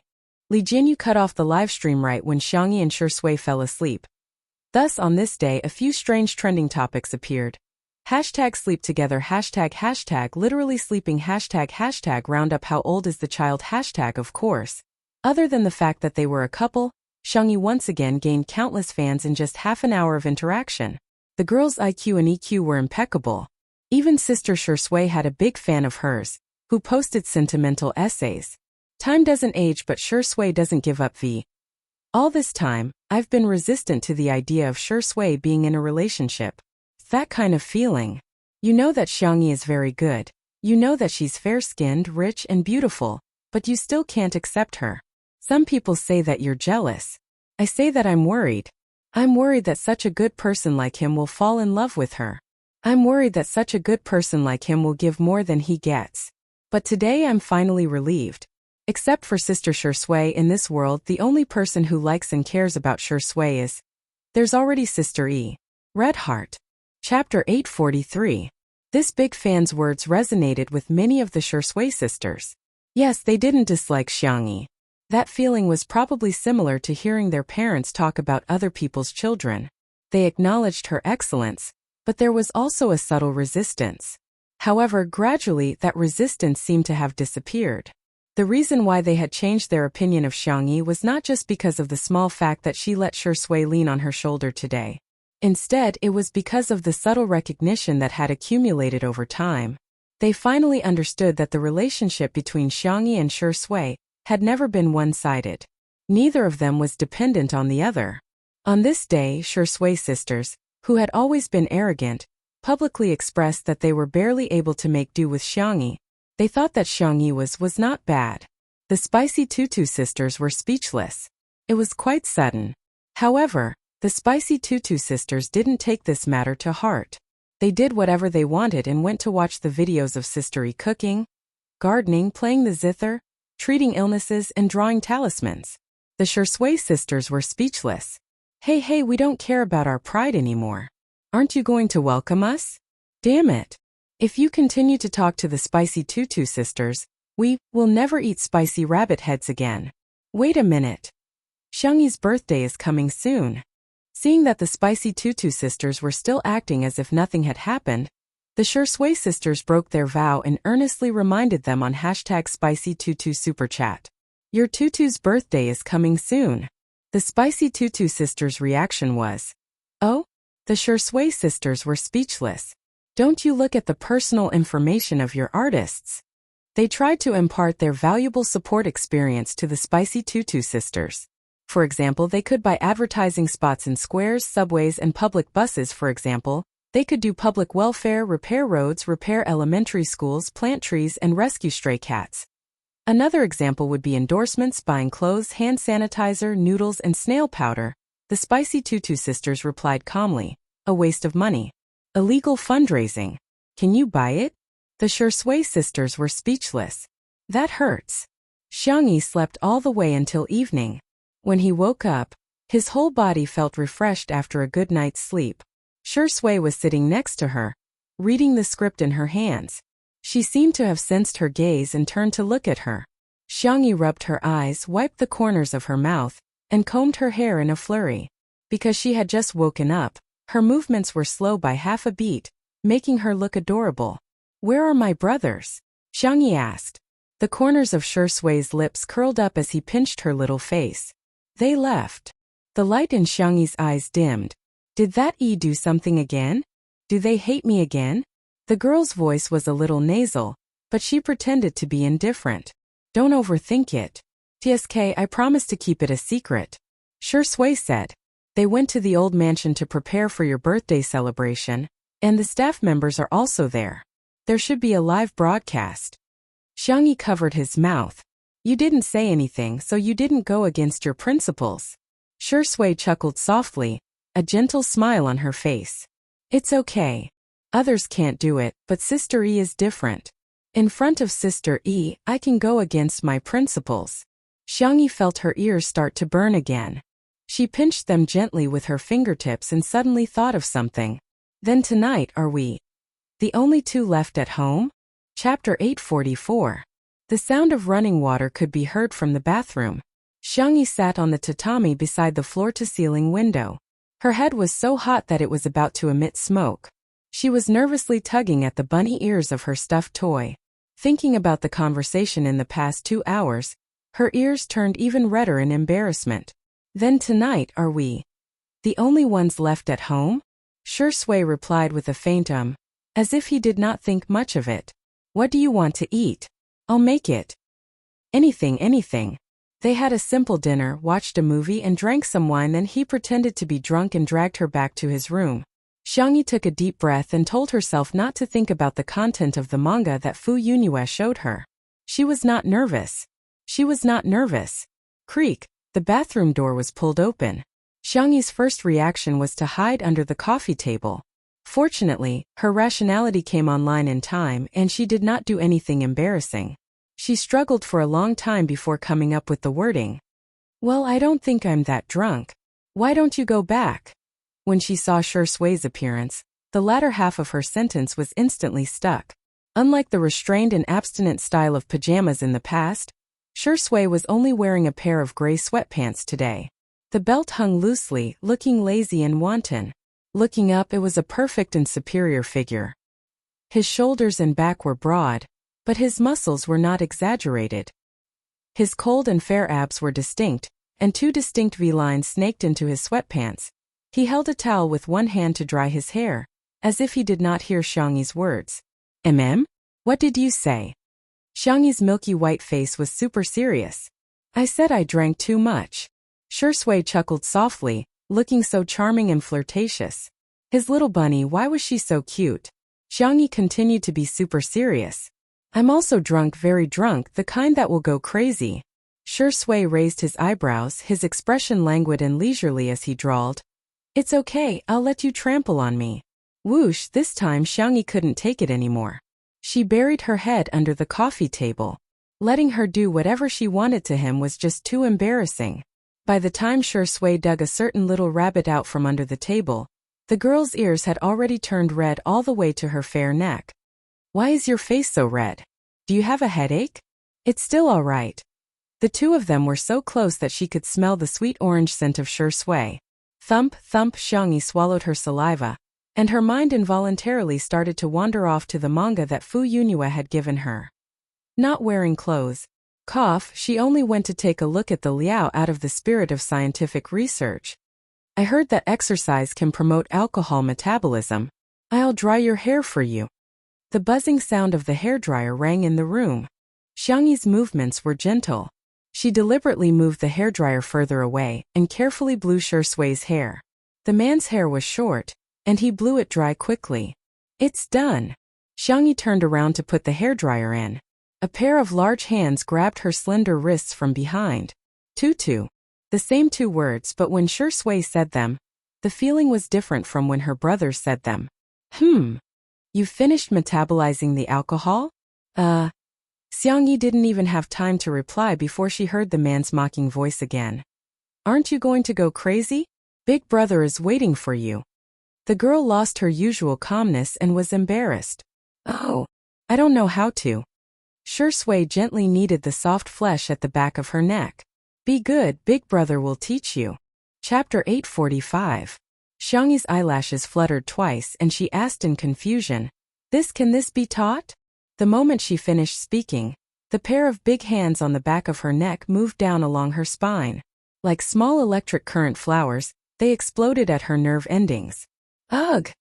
The girl didn't hold the hairdryer firmly in her hand, and it accidentally fell on the soft carpet. But no one cared. Xiangyi suddenly chickened out. I don't want to learn. Unfortunately, it was too late. The black-bellied wolf removed the disguise of abstinence, squinted his eyes, and swung the big tail behind him in satisfaction. The little rabbit was firmly held in his arms in an extremely domineering and possessive posture. The warm breath wrapped around the tip of her ear, spreading down little by little. The touch was wonderful and tugging at her heartstrings. Xiangyi's slender shoulders trembled slightly. You don't seem to be teaching it right. For example, her little uncle liked to climb trees when he was drunk, her fourth brother liked to hug and kiss furry toys when he was drunk, and her third brother would crazily act coquettishly when he was drunk. Asking to be hugged and lifted high. Shui's drunken teaching was very wrong. Silly rabbit. The man's throat overflowed with a low chuckle, and his thin lips pressed against the girl's red collarbone. Big brother lied to you. Don't be afraid. The man's coaxing voice was husky, like a feather tickling the tip of her heart. Both of their breaths became hot. At this moment the phone suddenly rang. Shui glanced at it and saw that the caller ID was Xiang Feng. so she directly hung up. Just as she was about to continue drunken madness with the little rabbit, the phone began to buzz and vibrate non-stop. Shui's temples faintly twitched, and she used the last of her patience to look at the screen. Phone digitally. Sui. Are you there? Phone digitally. Urgent. It's very urgent. Shui frowned. After all, they were good friends for many years, and she was worried that something had happened to him, so she replied with a question mark. Xiang Feng sent a voice message that was dozens of seconds long. Sui. I thought of a great gift idea.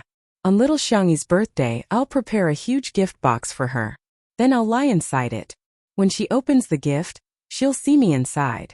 Aren't you surprised? That wasn't the end of it. I was going to pretend to be dead inside and scare her into crying. Then I would sit up and make her smile through her tears, making her even happier. What do you think? Isn't it wonderful? After waiting for a long time, Xiang Feng didn't receive a reply, so he sent an emoji over in confusion. A notification popped up on the screen. Shui from Tutu's family has activated friend verification. You're not her friend yet. Send a friend verification request first. You can only chat after the other party accepts the request. Xiang Feng? What did he do wrong? Why did he have to be so heartless to him? The atmosphere was interrupted. Shui hesitated, wondering if she should let it go. Who would have thought Xiangyi poked his arm? Her voice was soft and trembling slightly. Don't you want to continue? Like a fuse of turbulent emotions, Shui's Adam's apple bobbed. He lifted the hair on the girl's cheek and tucked it behind her ear. Her jet-black hair twined and loosened around his fingertips. It was a warm and ambiguous action. Their eyes met and they moved closer bit by bit. Suddenly, there was a series of scratching sounds on the door, accompanied by Xiao Naofu's anxious cries. Shui. Ignore it. Xiangyi hesitated, but she pushed Shui away. I'll go see if it's hungry. Shui. Very good, the sterilization plan can be restarted. Smiley face. Chapter 846. Xiangyi quickly opened the door while Xiao Naofu scurried towards her. What's the matter? Xiangyi squatted down and picked up the kitten. Xiao Naofu sobbed aggrievedly and used its meaty little paw to point at the location of the cat villa. Xiangyi immediately sensed that something was amiss. Little Shiji, who had always been inseparable from Xiao Naofu, was nowhere to be seen. She walked over and saw a tablet in little Shiji's nest. She vaguely had a hunch. The screen lit up to see that there was an edited letter on it. The letter was divided into 3 parts. 2. Sister E, thank you Sister E for taking care of me these past few days. The food you cook is really delicious. It's the most delicious food I've ever eaten in all the worlds I've transmigrated to. Shui. There's nothing much to say. Don't bully Xiao Naofu, I'll protect it. To Xiao Naofu, by the time you read this letter, I should have already left. Don't be sad. I left because my mission has been completed. I'll come back to look for you when I go back to deal with some matters. By the way, the main system said that your reincarnation failed because of Ling Ye's interference and it will compensate you soon. While I'm away, you have to eat well and drink milk well. Don't always steal canned food and dried fish. You have to sleep in the nest and cover yourself well with the blanket. You can sleep anywhere you want in my nest, it's very clean. By the way, if you miss me, you can look at #WesternSuitedCouples posts. There are photos and videos of us together. It's okay if you don't miss me. Goodbye Xiao Naofu. After reading it, Xiangyi sighed. Although she knew that this day would come sooner or later, she felt a little melancholic. Xiao Naofu nestled in her arms and quietly wiped its tears. Xiangyi forced herself to cheer up and comforted Xiao Naofu. We have to believe in little Shiji. It will definitely come back and we'll be able to see each other then. Xiao Naofu. Meow meow. What if little Shiji doesn't come back? Who else can it bully? Who else would be willing to be bullied by it? The more Xiao Naofu thought about it, the more upset he felt. He sobbed and cried non-stop. Xiangyi was affected by it, and her eyes also turned red. She packed up little Shiji's bowl and toys and placed them in a cardboard box, after which she wrote little Shiji on it. When little Shiji comes back, shall we open the box together? Xiao Naofu wept and nodded. The top of its head was suddenly rubbed twice by a warm hand. Xiao Naofu smelled the familiar scent of a dog-like man, and its fur instantly exploded. However, the D*MN man didn't talk about sterilization or cat meat hot pot today. Instead, he gently coaxed her. Kitty, I won't bully you anymore. Xiao Naofu's ears perked up. Really? Suddenly, she didn't feel so sad anymore. Shui said calmly. You're already a grown-up kitten, so you have to learn to be mature, independent and strong. However, that's definitely nothing to Xiao Naofu. You're the most mature, independent and strong, aren't you? Xiao Naofu felt giddy after hearing the D*MN man's words, as if it had drunk a few kilograms of fake alcohol. It raised its chin and meowed proudly. Humph, I'm just that outstanding. In the next second, the D*MN man grabbed the back of its neck mercilessly and threw it into the cat mansion. Kata. The door of the cage was locked. Good night, little Shiji. Xiao Naofu. Damn you, D*MN man. Chapter 847. This time Xiangyi was carried back to the room by Shui, and in front of Xiao Naofu roared ferociously. Damn it! Why does this scumbag feel like he's taking revenge on me? In the bedroom, Shui carried Xiangyi with one hand and locked the door with the other. Double security. That stupid cat shouldn't be able to enter. Put me down. It was too embarrassing to be carried on his shoulders. This was an experience that Xiangyi had never experienced before. The man's voice was languid. Listen to Tutu. Xiangyi thought he would put her down by the window. She had carefully decorated that area for a long time. The tatami mats, the couch, and the small coffee table were all carefully selected. There were also all kinds of soft pillows, cute dolls, and small ornaments. She didn't expect that Shui would place her on the bed. Hey! The girl panicked and subconsciously wanted to escape, but the man grabbed her wrist and easily pulled her back. What are you doing? The little bunny trembled and quickly rolled up the thin quilt. Shui looked at her with a faint smile. What do you want to do by tricking your brother here? Hit the nail on the head. Xiangyi felt guilty and didn't dare to look at him. She said vaguely, Is that so? Why don't we talk somewhere else? It feels weird on the bed. Are you scared now? Shui raised his eyebrows. Do you still dare to do it in the future?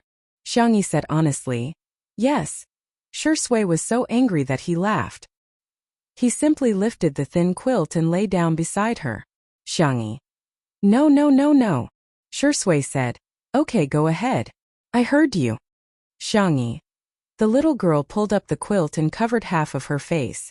Although her brothers doted on her, they abided by the principle that men and women should keep their distance from her since she was young. She didn't have many friends and Zhang was very busy practicing the zither and going to school. The two of them would occasionally meet, but they couldn't fall asleep at all and would talk all night long. Shui was considered the first person she had slept with in a serious manner. How have you been in the past month? Shui asked in the quiet room. Xiangyi picked out some interesting things to tell him, such as helping Brother Fatty attract customers with food, making all kinds of accessories for Fu Yunhue and Little White, and fighting with Fu Zichuan with a mecha. The girl had only mentioned it casually, but Shui had grasped the main point very accurately. Fu Zichuan. He's Fu Yunhue's brother. He's extremely powerful. His martial prowess is high, his mecha piloting is first-rate, and he even knows how to command an interstellar fleet in battle. She rattled on and on about Fu Zichuan's good points. Caught off guard, she met Shui's deep eyes and instantly realized that something was wrong. Before she could explain herself, the hand around her waist suddenly tightened.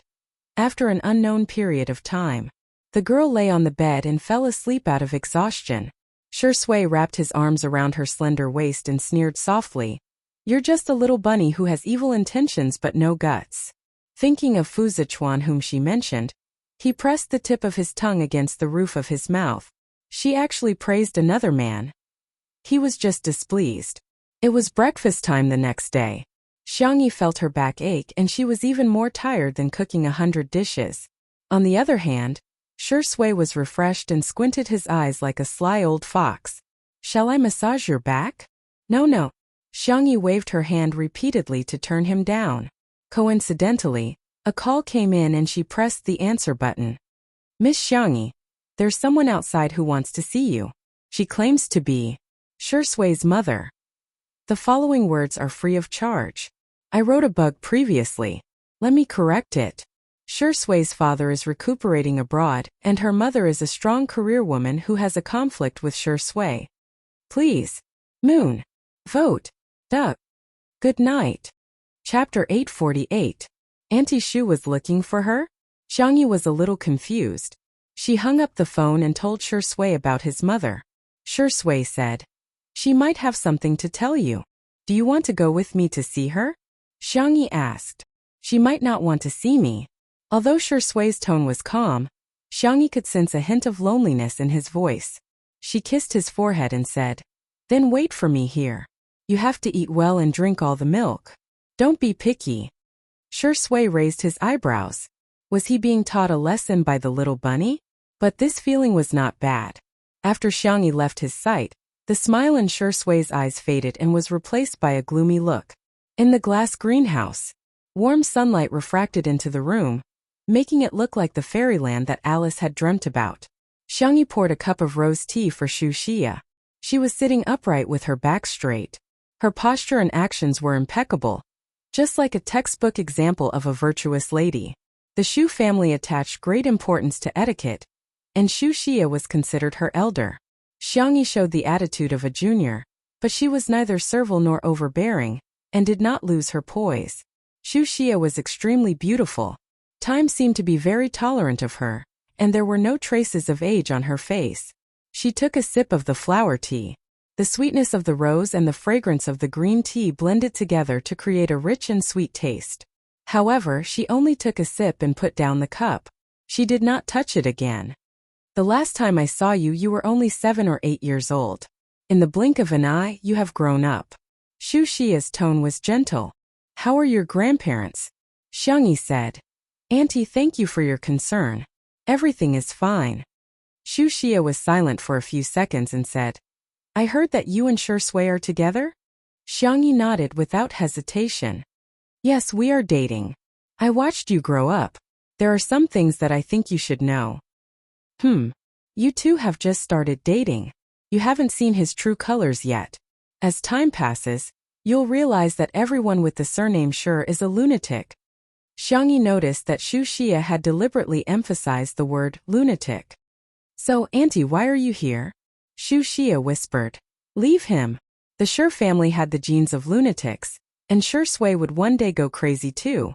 Xiangyi, your mother and I are old friends. I can't watch her daughter fall into the devil's mire and end up as miserable as I was back then. You don't know. You can't imagine how painful it is to live with a madman all day long.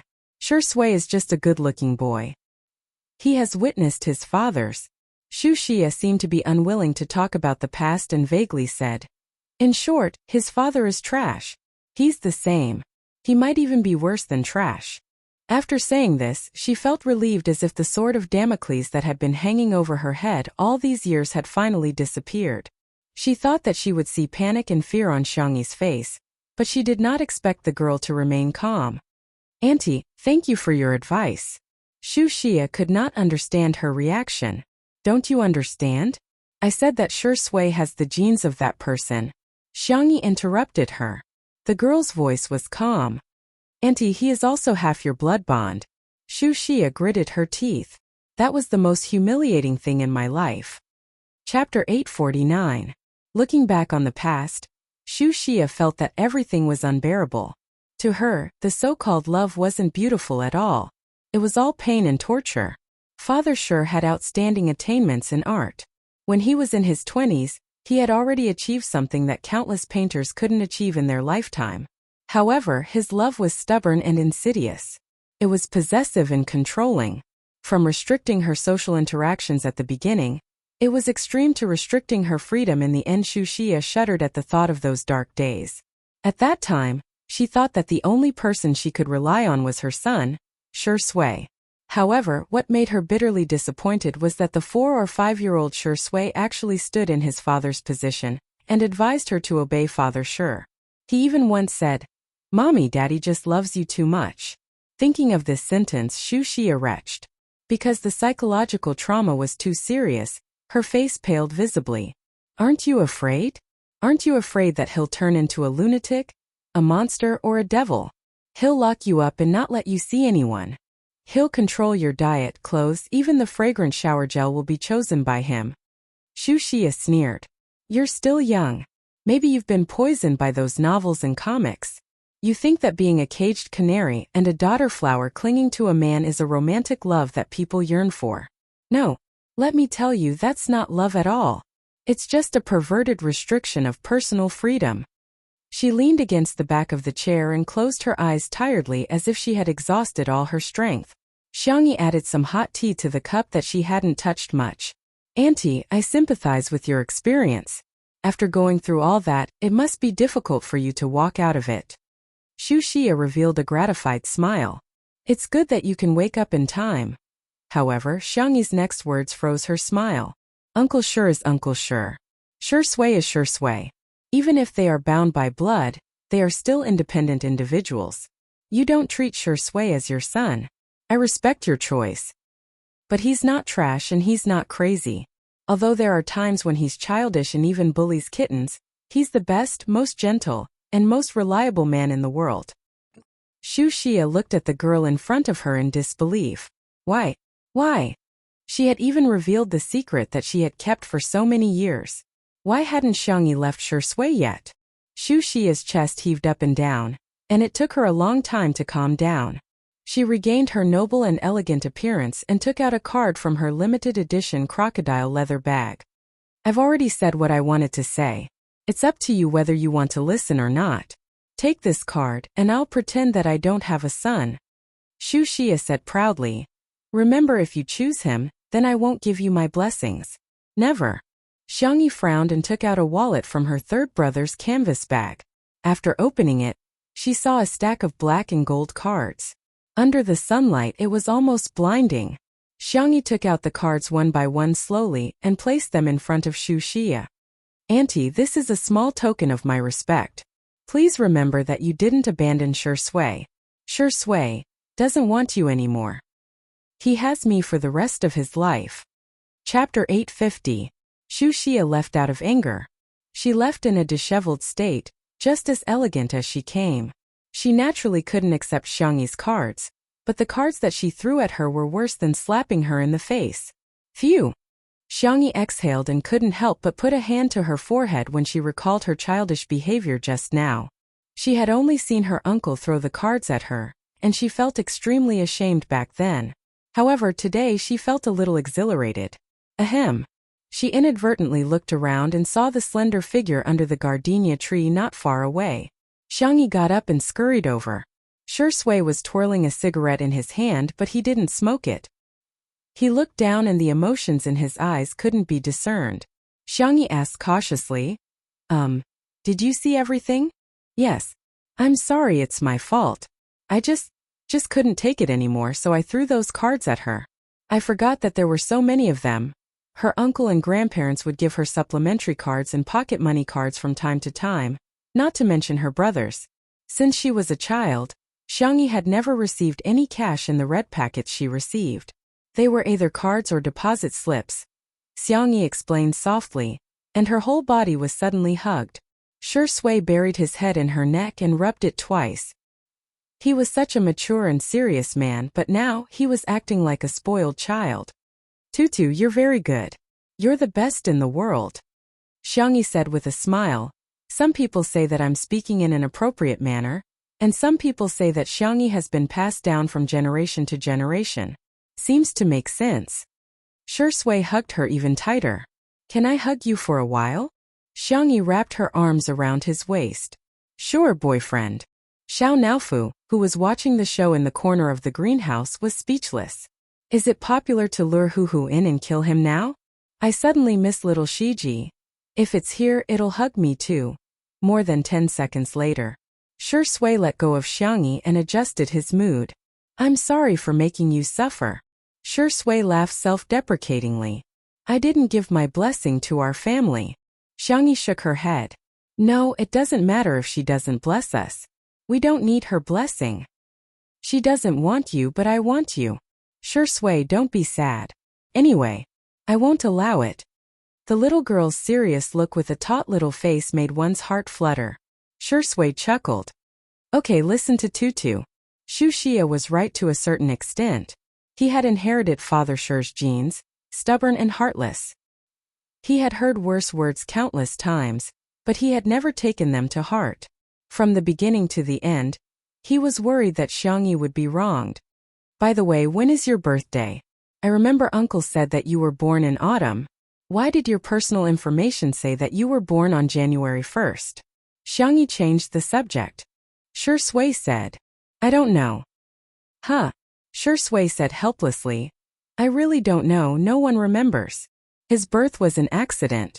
At that time, Shu Xia was born prematurely, and Father Shi's mental condition was already very bad. He refused to send Shu Xia to the hospital, and hired a medical staff to deliver the baby at home. Although they hired a top doctor, Shu Xia and Father Shi got into a heated argument. In the chaos, everyone forgot which day Shui was born, and only remembered the approximate time frame.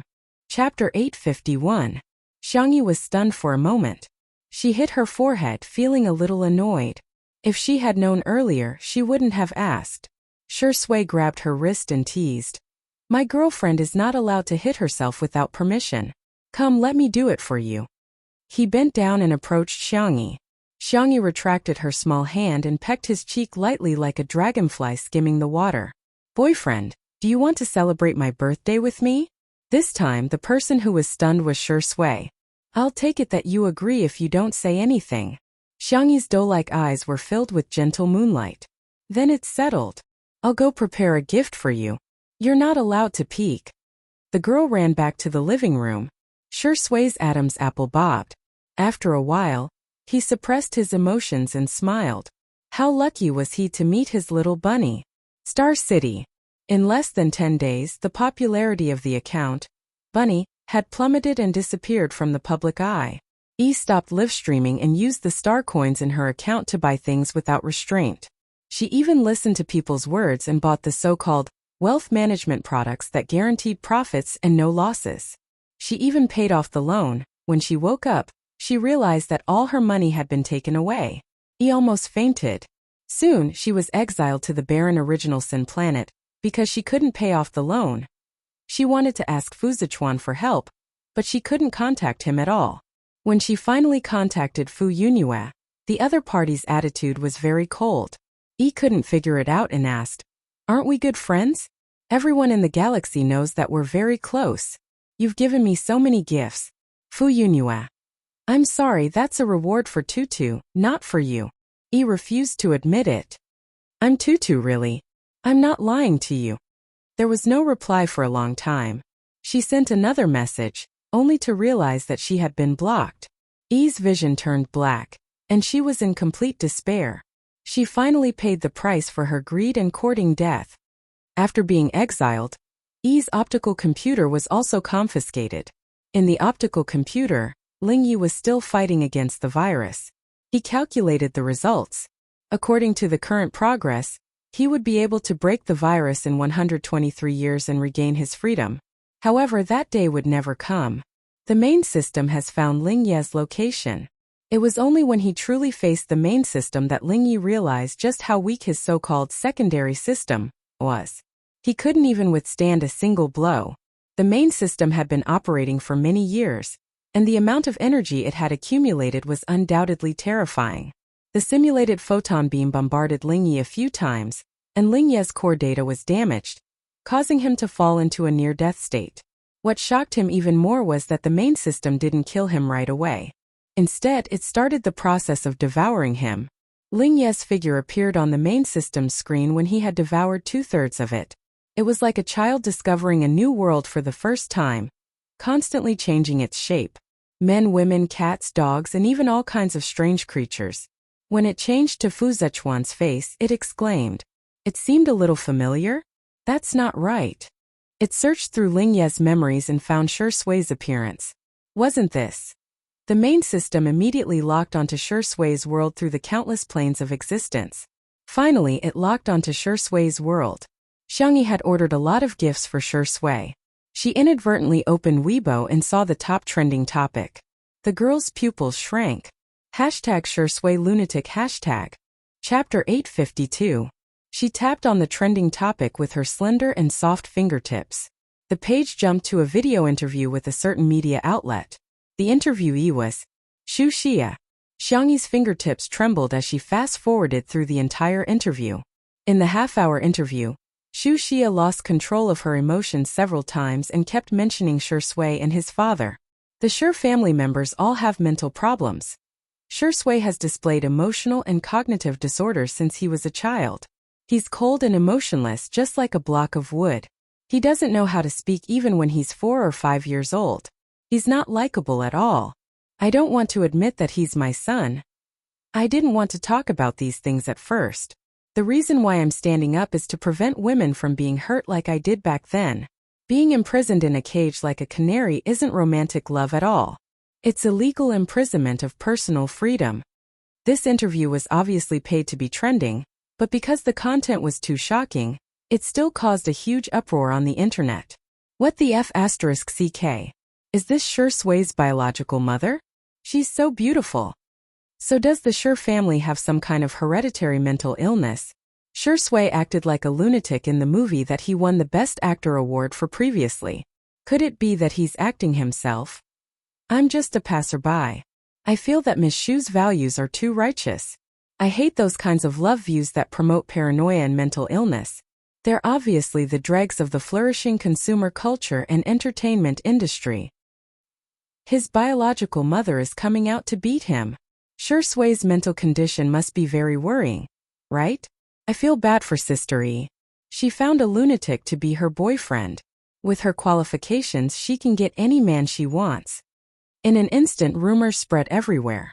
All the gossip accounts were like flies that had smelled rotten meat, trying to gain popularity without any bottom line. Even the headlines were eye-catching. Shocking! Shui is suspected to have a mental disorder. Click here to see a certain Shui's biological mother, revealing the secrets of a wealthy family. Untimely breakup crisis. The boyfriend she's dating is mentally unstable. Where should the nation's sister go? Xiangyi called Sichuanbai and told him to deal with it immediately. Sichuanbai said with a headache, "It's already in the public relations department. It's not difficult to remove the trending topic, but I found some clues." The person who volunteered to be interviewed was Madame Xu, and the account information of the person who bought the trending topic was traced to Madame Xu's bank card. I'm afraid there's something else. Xiangyi clenched her phone and gently exhaled before she calmly replied, "All right, I got it." The girl stepped on her slippers and looked around for Shui. Through the floor-to-ceiling window, she saw a thin and slender figure. Shui was looking at her phone. She swiped a few times casually, looking indifferent as if she had expected this. He took out the cigarette box and suddenly thought of something. He threw the cigarette and lighter directly into the trash can.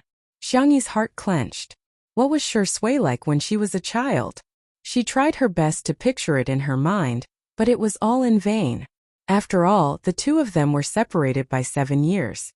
She suddenly wondered if Shui would be very lonely at that time. Shui replied to Sichuanbai, Xiangfeng, and the others' messages. Then, she sent a few WeChat messages to a person named Dr. Gu. Hearing the familiar sound of footsteps, Shui looked up and was knocked into the arms of a young girl who was running over. "You're not like what they said." The tip of the girl's nose turned sour. She was even sadder than when she was scolded. "You're the best."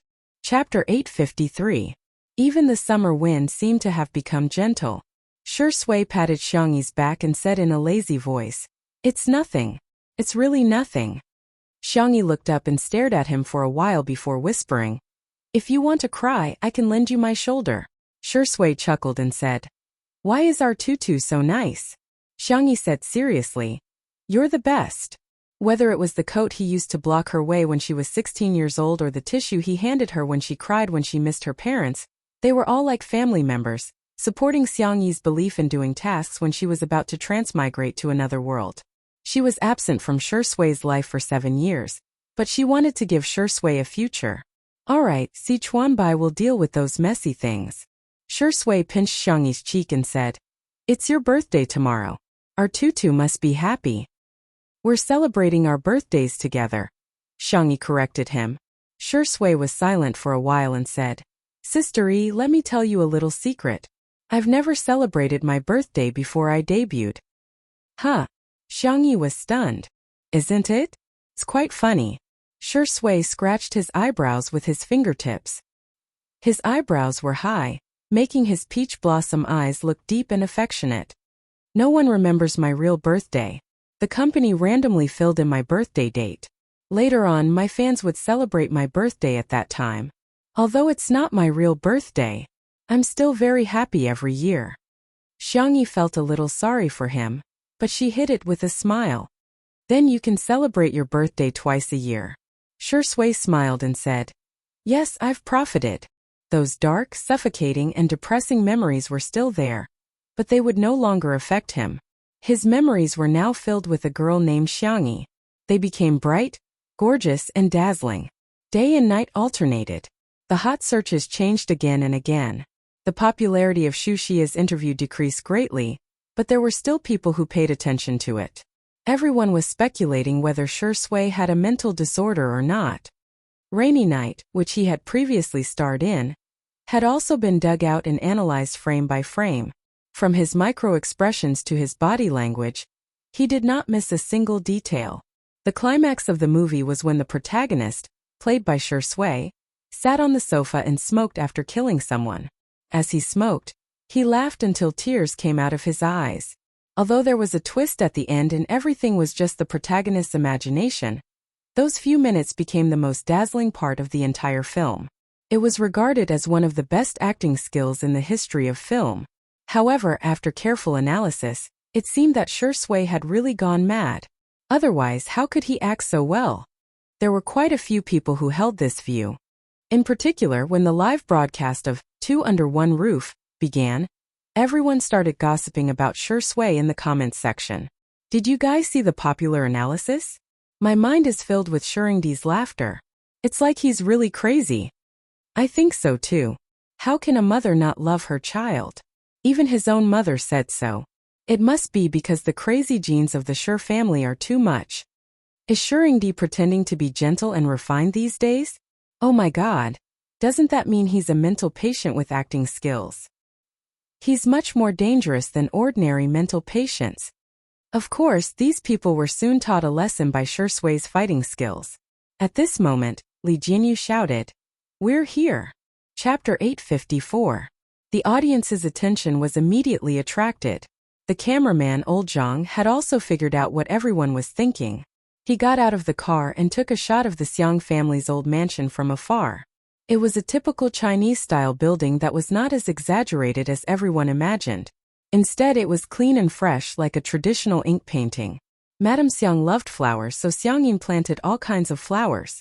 From the gate to the courtyard, all kinds of flowers and plants were taken care of very well. Shui got out of the car and opened the door for Xiangyi. Xiangyi jumped out of the car with light footsteps and casually picked a rose from the side, which she then pinned to Shui's ear with a smile. Shui looked a little helpless, but she still smiled gently and let Xiangyi do whatever she wanted. The pop-up comments of the live stream were instantly taken over by fans of the untimely couple. Those who wanted to gossip about Shui just now were dumbfounded by this scene. Is this the traffic of a top-notch variety show? There were so many pop-up comments that people couldn't even see their faces. Xiangyi said, There may be a lot of people later, don't be nervous. Shui nodded. The audience thought that she was just saying it casually, but when the production crew entered the courtyard, they realized, it's not a lot. It's a ridiculous amount, okay? There was an open-air party set up in the courtyard, and more than 10 tables covered with white cloths were set up in the form of a buffet. There were staples, desserts, drinks, and so on. The courtyard was large, but because there were hundreds of people there, it actually seemed cramped. Upon sight of Xiangyi, a group of people surrounded her like stars surrounding the moon. Miss Xiang, happy birthday. Miss Xiang, I hope you'll always be as beautiful as a flower. Ha ha ha, long time no see, Miss Xiang. You'll always be 18. These people were basically the partners of the Xiang family's company, and some of them were socialites and heirs. Their relationship with Xiangyi was so close that they couldn't even be considered plastic. Xiangyi maintained a polite smile, exuding an outstanding girlish aura. like a proud white swan. The apricot-colored dress was tailored to fit her body perfectly, and every stitch was personally sewn by Xiangqi and his assistant. The hem of the dress was specially embroidered with layers of lace, and there were also various exquisite embroidery on the dress. It was an exclusive haute couture dress that even top celebrities couldn't borrow. In the live stream, "Ah, my daughter is so beautiful. This set is amazing. Sistery really looks like the little princess. Her temperament is so good. Oh my god, is this Miss Perfect's birthday party? I just checked and found out that the red wine on the table is brandy, and a bottle costs 5 digits. It's like a buffet, cac." Xiangyi held Shui's arm as they passed through the crowd and entered the inner courtyard through a circular arch. Only then did the audience realize that there was a completely different world inside. There were a few clumps of green bamboo, a few rockery, and a few clusters of flowers. Everywhere was filled with a sense of harmony and safety. There was a small wooden horse with rabbit ears, a swing with a bow tied to it, and a small rubber band tied to the sycamore tree. It was full of life. These things are actually still here. Xiangyi murmured softly. These were all things she had played with when she was young. She didn't expect them to be so well preserved. She felt a little guilty. After she moved out, it seemed that she rarely came back. Little Xiangyi. Her uncle's voice pulled her back to reality from her melancholy. Xiangyi looked in the direction of the voice, and the corners of her mouth twitched slightly. She saw that Xiangfeng had countless gift boxes stuck to his body, and there was even a ribbon tied to his head. He looked just like a Santa Claus in action, exuding a silly aura. He chuckled and said, "Come, open the gifts." Chapter 855. Xiangyi tilted her head and tapped her chin with her fingertips as she analyzed seriously. It must be a trap just like the year before. Xiangfeng had used a similar trick before. He took out 5 boxes for Xiangyi to reach in and pick a gift. Xiangyi opened a box and felt something hard and cold. Xiangfeng laughed wickedly and said, "There's a box with a spider in it." Xiangyi retracted her hand. A spider the size of an adult's palm was crawling on the back of her hand. She was so scared that her face turned pale. Although Xiangfeng quickly explained that it was just a toy that mimicked a spider, he was still beaten up by the Demon King until he cried and crawled up a tree. Her gaze fell on the brightly colored gift boxes on Xiangfeng's body. Xiangyi cautiously and carefully chose one. When she opened it, a small card fell out of the box. "Congratulations, you've won another precious lottery ticket. Are you surprised? Are you surprised?" Xiangfeng looked at her proudly, thinking that his idea was really wonderful. It was 100 times better than the play-dead plan he had thought of before. Unexpectedly, the girl's face was solemn. When she opened the second box, she was very careful and was ready to escape at any time. Xiangfeng? Was Qian Yan a little too forceful? He had left a shadow in little Xiangyi's heart. In the live stream, the audience was amused by the interaction between uncle and niece. Ha ha ha, where's the trust between people? What did little uncle give sister E before? 2333. I'm so immersed in this. I'm starting to get nervous with sister. The second box was opened. Xiangyi immediately retreated and cautiously observed the contents of the box. It was still a small card, but this time the content was frowny face. "Congratulations. You've won another 5 precious lottery tickets. You're the lucky girl." Xiangfeng. Wow. 5 more draws. Little Xiangyi is so lucky. Xiangyi. Xiangfeng. Was it an illusion? Why did it feel like his little niece didn't really want to draw? Shui chuckled. "Excuse me, can a family member draw on your behalf?" Xiangfeng glared at him. "What kind of family member are you?" Xiangyi smiled. Sure, you can draw for me." The man's bony hand slowly opened the gift boxes. +2 lottery tickets. +1 lottery ticket. -3 lottery ticket. Xiangyi? Why is there a reduction? It won't be a negative number in the end? Audience. Ha ha ha, you're giving a gift. Xiangfeng. In your eyes, am I such a scam? Am I not the most reliable uncle in the world? Xiangyi didn't say anything, but her eyes said one thing. Doubt. Xiangfeng, oh? Sir. Oh He was the one who brought shame upon himself. Shui moved quickly, and it didn't take long for him to open all the gift boxes on Xiangfeng's body. They were all small cards. 1 plus 5 plus 3 plus 2 plus 1 minus 3. Shui glanced at them and got the answer.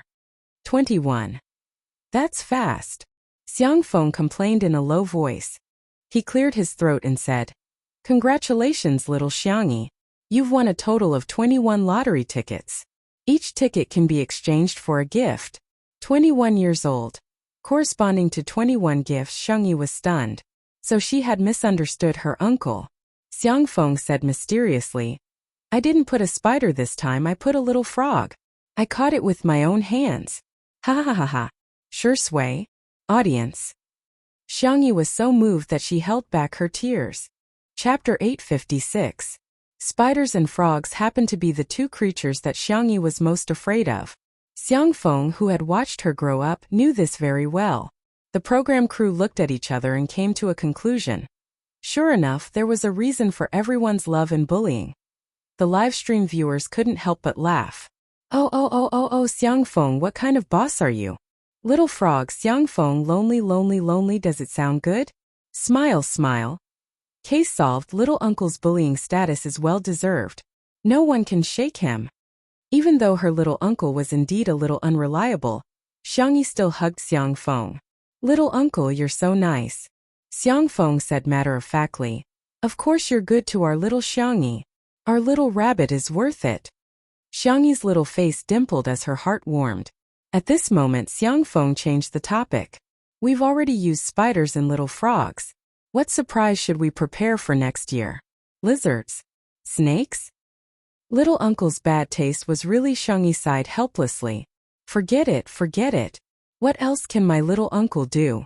As long as he was happy. The three of them walked towards the living room. Xiangfeng was still showing off his excellent idea, skipping along as he walked when he suddenly heard his little niece whispering to Shui. Except for the little frog, I'll give you half of my gift later. The man chuckled. Thank you, Sister E. Xiangfeng? Why did she dislike his little frog? He was the one who kissed it by the pond. Hand. Grab. Hand. The livestream viewers cheered. Yes. What was this? This was a sugar duck. In the living room, everyone was changing their shoes at the entrance. Xiangyi naturally had her own exclusive bunny ear slippers. Xiangfeng and the other crew members were wearing ordinary gray slippers, but they were all new. As for Shui, she had a pair of disposable slippers, the kind that the hotel gave away for free. Shui didn't mind and calmly changed into them. Xiangfeng elbowed him and gloated. It's your first time visiting, so it's inevitable that you'll feel wronged. Shui smiled. Why would I feel wronged? I'm happy that Tutu brought me home. The moment he opened his mouth, the old dragon's well had a strong taste. Xiangfeng. Humph. Glib tongue. A cold sneer came from the kitchen. She looked in the direction of the voice to see that Xiangyin was standing at the entrance of the kitchen with glutinous rice noodles in his hands. Xiangyi's eyes curved with a smile. Grandpa, are you making red bean cake? I'll do it for you. Xiangyin glared at him and barked. Go away, what are you doing? A new fan in the live stream did not understand the situation and typed on the public screen. Is Sister E and Grandpa not on good terms? Grandpa is so fierce. I'm almost crying through the screen. In the next second, Xiangyin said loudly, We don't have the rule of making girls work. New fans? Sorry to disturb you. The old fans replied calmly. Young people just get used to it. Shui naturally rolled up her sleeves and said, Grandpa, let me do it. Xiangyin sized her up from head to toe. Although he had already accepted her, he still said arrogantly, You? Can you do it? The viewers in the live stream were overjoyed and began to race to answer the question. I know how to answer this question. I suggest you all flood the screen with comments. Shui, no. New fans? What? Aren't you all fans? Why are you so anti-fans? The anti-fans have been cornered by you. Chapter 857. Shui didn't say much and simply entered the kitchen. She politely asked Xiangyin a few questions and soon got the hang of it. A good-looking person would be pleasing to the eye no matter what he did. Shui looked down and slowly pinched out red bean balls with her slender fingers. Xiangyin could tell from her proficient posture that she must have done a lot of hard work. He humped and started pinching the balls as well. Shui deliberately slowed down her movements. Although she was a little slower than Xiangyin, she wasn't so slow that she seemed clumsy. Seeing this, Xiangyin smiled confidently. Push, that's all there is to it. Xiangyin said arrogantly. Hey, you can't pinch the balls like that. Look at me, I have to do this so that I can pinch them quickly and beautifully. Shui was very respectful and would humbly ask for advice from time to time. Her learning speed was neither fast nor slow, which fully satisfied Xiangyin's desire to teach. Soon, Xiangyin's hearty laughter came from the kitchen. Xiangyi, who was in the living room, heaved a sigh of relief. Great. Her brothers were sitting opposite her, and when they saw her rejoicing, they were all a little displeased. My sister, whom I've doted on for so many years, has actually learned to chase after an outsider. Xiangyu threw the gift into Xiangyi's arms and said, I bought it casually, you can throw it away if you don't like it. I won't dislike a gift from you, brother, Xiangyi said with a gentle and obedient smile. Even the most cold-hearted person would be moved by her. It's so beautiful. I love it. Xiangyu had given her a mechanical keyboard. Apart from the fact that the keyboard itself was a global limited edition, every keycap was personally designed, drawn, and colored by him. The aloof esports guru pressed down on his cap and said coolly, Pushed, it's just a keyboard, what's there to be happy about? I just casually colored it and installed it. I didn't expect you to like it so much. Despite saying that, the corners of Xiangyu's mouth couldn't help but curl up. The viewers of the livestream were appalled. Smog, pay attention to your facial expressions. You're grinning from ear to ear. What a cute bunny pattern. You're telling me that you just casually drew it? One look and you can tell she put a lot of effort into this. Sameogu was amazing. He won the world championship with his hands and even painted a keycap for his sister. Assemble the keyboard. Without waiting for the audience to finish lamenting, Xiangqi directly pushed him aside and came over with a big box. He did not look like a mysterious and gloomy designer at all. Instead, he looked like a naive person. Sister, you're not allowed to like his gift. You have to like me first. Xiangyi blinked her eyes. The desire to survive that had been cultivated since she was a child was not for show. She did not answer but opened the box and changed the topic. Wow! So cute! Xiangqi gave her a set of bunny dolls, and he even made dresses, shoes, hats, and bags for each of the dolls. If Xiangyi wanted to play dress-up games, she could change the bunny plushies for an entire afternoon. Xiangqi said unhappily, just wow? Xiangyi took the hint. Wow! I've taught you for nothing. Xiangqi crossed his arms, looking devilish and sinister, but the moment he opened his mouth it made everyone's jaws drop. Yes, oh, there has to be a twist and a rise, okay? Xiangyi. Wow, oh, Xiangqi. That's more like it. The audience in the livestream couldn't stop laughing. Sanmaoji's childishness is confirmed. Hades, what kind of elementary school behavior is this? Ha ha ha, teaching your sister to say wow may be a little late, but it will definitely happen. Chapter 858. After Xiangqi finished teaching, Xiangli handed his sister a paper bag and said in a warm and gentle voice, Happy birthday, Tutu. Xiangyi took it and opened it, only to find that there were various small bags inside, each of which had the name of a crop written on it. These are the super seeds developed by the Academy of Agricultural Sciences next door. I'm just offering them to you. Xiangyi was speechless. I can plant seeds again. Happy. Thank you, second brother. I'll definitely record the growth process properly and send you feedback when the time comes. This was also a small contribution to the Academy of Agricultural Sciences. Xiangli patted her little head and said, As long as Tutu likes it, the data isn't important. Is there anything else you want to plant? Do you want seeds of flowers and plants? Sure, I want to make another glass greenhouse, adjust the temperature and humidity, and plant some tropical plants. By the way, I also want to raise birds. Brother, do you think it's better to raise pigeons or parrots? Pigeons. Xiangli smiled like a spring breeze. Don't you like to eat roasted pigeons? The viewers of the live stream. Pigeons, you're despicable. You're craving my body. Pigeons are so cute. How can you treat them like this? Please send me one when you're done roasting them. Boo-hoo, Dr. Chu is so gentle. His knowledge and information density are far higher than that of ordinary people, but he's still willing to listen to Sister Yi's nonsense. He's so knowledgeable and gentle. I love him so much. After the three brothers gave their gifts, everyone's eyes converged on Sangchen. As always, he was dressed in a suit and leather shoes. His dark gray suit was neatly ironed, and his tie and cuffs were meticulously groomed. His temperament was like a cedar standing tall on a snowy mountain, cold and distant. He took out a card from his pocket and handed it to Xiangyi with a calm expression, as if the gift was not worth mentioning. It's a small gift, accept it. Xiangfeng, who was at the side, exclaimed, Little Chun Chun, isn't this your salary card? Sangchen frowned and glanced at him coldly. Xiangfeng suddenly didn't dare to say anything.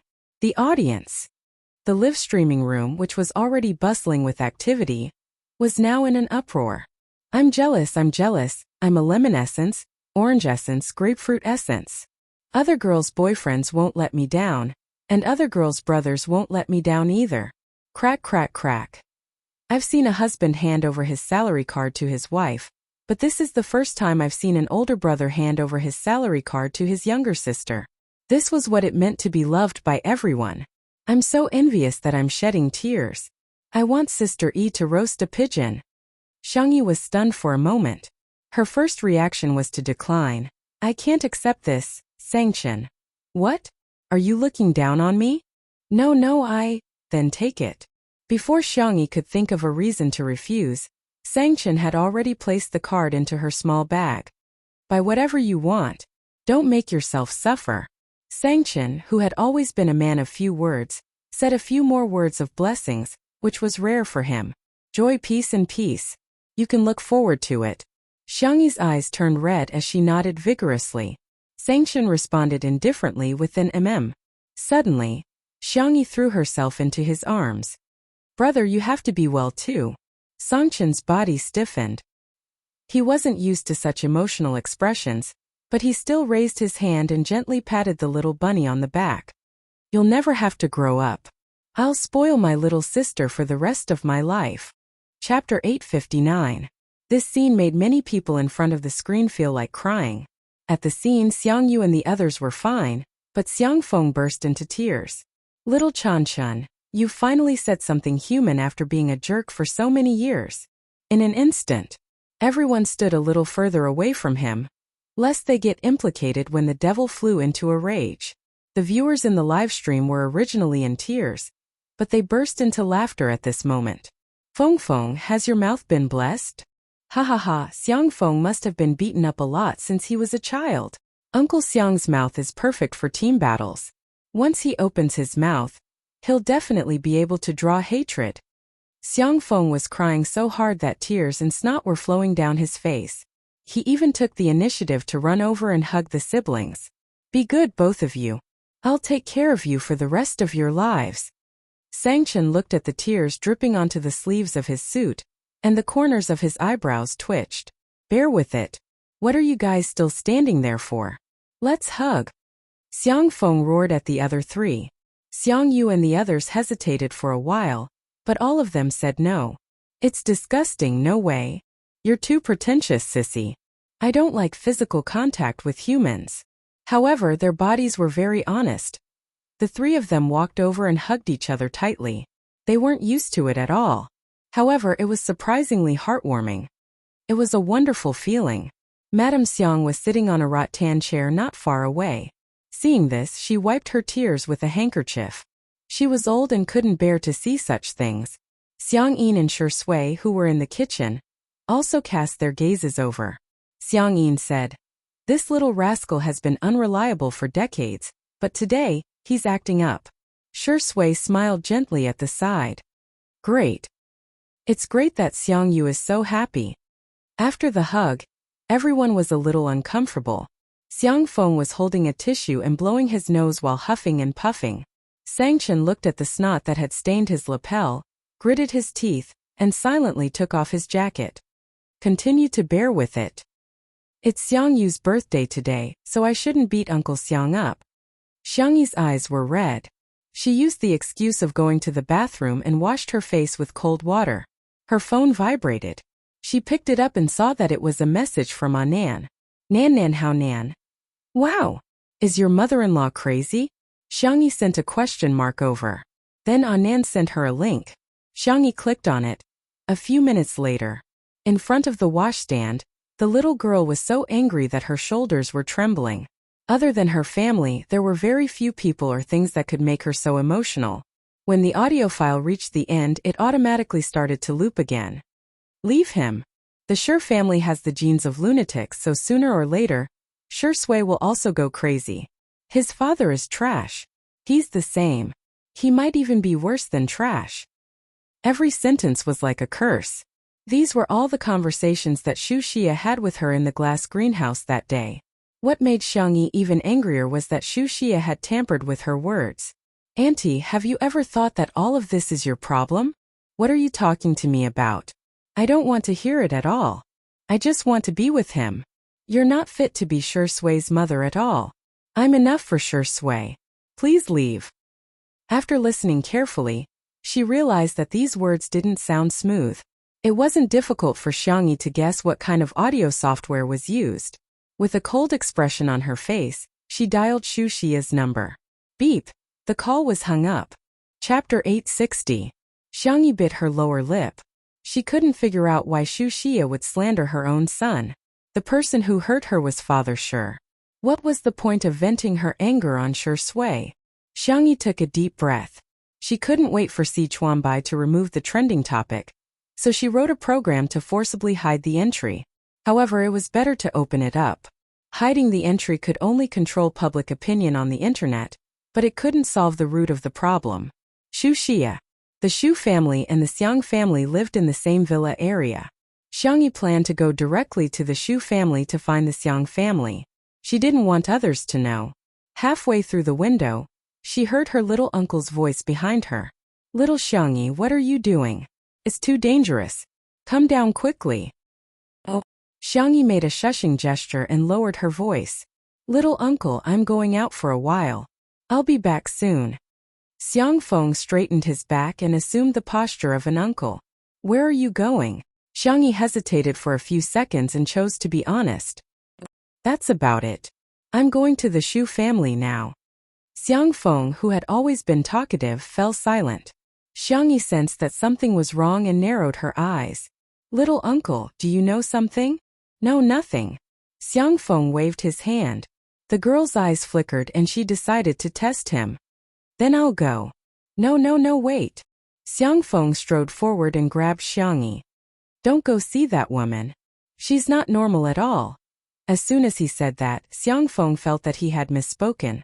He wanted to remedy it, but it was too late. Xiangyi looked at him eagerly. Little uncle, tell me, okay? The Xiang family's ancestral pride couldn't resist Xiangyi's coquettishness. Xiang Feng was no exception. He sighed. Sigh, let's talk outside. You go first. Xiangyi did as she was told, and Xiang Feng followed her out. Behind the old mansion, the figures of uncle and niece appeared. Xiang Feng picked a small corner and looked around. After making sure that no one was around, he sighed and began to tell Xiangyi about the dusty past. When Shi Yuan and Xu Xia got married, it was hard to describe it as a grand wedding. Everyone in South City was saying that the two of them were a match made in heaven. After their marriage, the two of them did spend some sweet time together. Soon Shi Sui was born. Once, Shi Yuan discovered that his wife actually had dual personalities. On one side, she was a dignified and elegant young lady from a prestigious family. On the other side, she was a charming and enchanting bar dancer. I don't know exactly what happened, but Uncle Shi probably found out that Auntie Xu was fooling around with another man. Xiang Feng braced himself and explained, carefully choosing his words for fear of dirtying his little niece's ears. But this is a conflict between husband and wife. What does it have to do with Shi Sui? Xiang Feng sighed even more heavily. Auntie Xu didn't know that she had a split personality. Huh. After Xu Xia woke up, she did not have any memories of her second personality. She only found Shi Yuan's doubts baffling. Shi Yuan was also a stubborn person. He imprisoned her in the Shi family and invited a psychiatrist to treat her. Xu Xia had always been very resistant and refused to cooperate. Although the two of them quarreled, it was still manageable. At least on the surface, it was still acceptable. until Shi Yuan discovered that Xu Xia had been secretly abusing Shi Sui for several years. Shi Sui was too young at that time. He thought that if he didn't say anything, his parents could still maintain a harmonious relationship. Chapter 861. Little did he know that it would become the fuse that intensified the conflict between Shi Yuan and Xu Xia. Xu Xia's condition worsened, and her two personalities frequently switched. Every time she switched, Shi Yuan would become more paranoid, to the point of morbidity, and his desire to control Xu Xia became stronger and stronger. Xu Xia's hatred accumulated day by day, and her mental state was extremely poor. In her eyes, everyone wanted to harm her. Her body and mind could not bear the negative energy, and Shi Yuan's existence limited all her outlets. Shi Sui's sentence, "Mommy, Daddy just loves you too much," was actually deliberately said for his father outside the door to hear. He wanted to create an illusion so that his father would not hurt his mother anymore. As for him, it was nothing to be hurt a little. Anyway, he would get used to the pain. However, that sentence caused Xu Xia to transfer all her hatred to Shi Sui, who was only 4 or 5 years old at that time. She felt that Shi Sui was not the so-called crystallization of love, but the product of evil.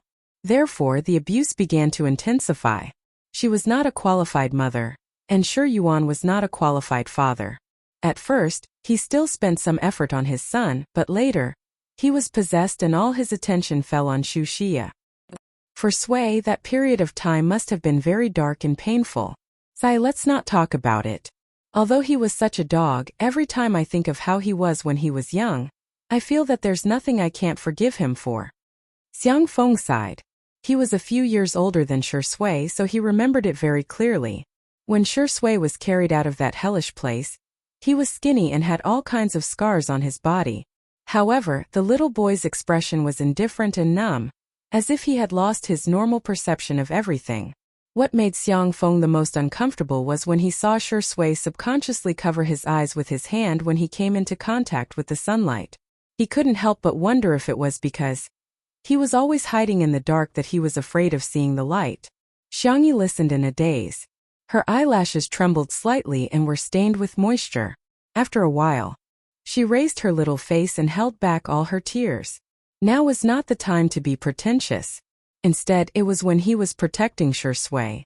Xiang Feng saw that her expression had changed from sad to calm, and for a moment, he was a little nervous. "Rabbit, don't think I'm pedantic, but this isn't suitable for you. You know? No matter what, Auntie Xu is still your elder. It's not good for you to go to the Xu family and make a scene." Xiangyi said indifferently, "There's no need to go." Xiang Feng breathed a sigh of relief. "It's fine as long as you don't go. I'm just afraid that Sui Sui will hold a grudge against you." He suddenly reacted. "What are you going to do?"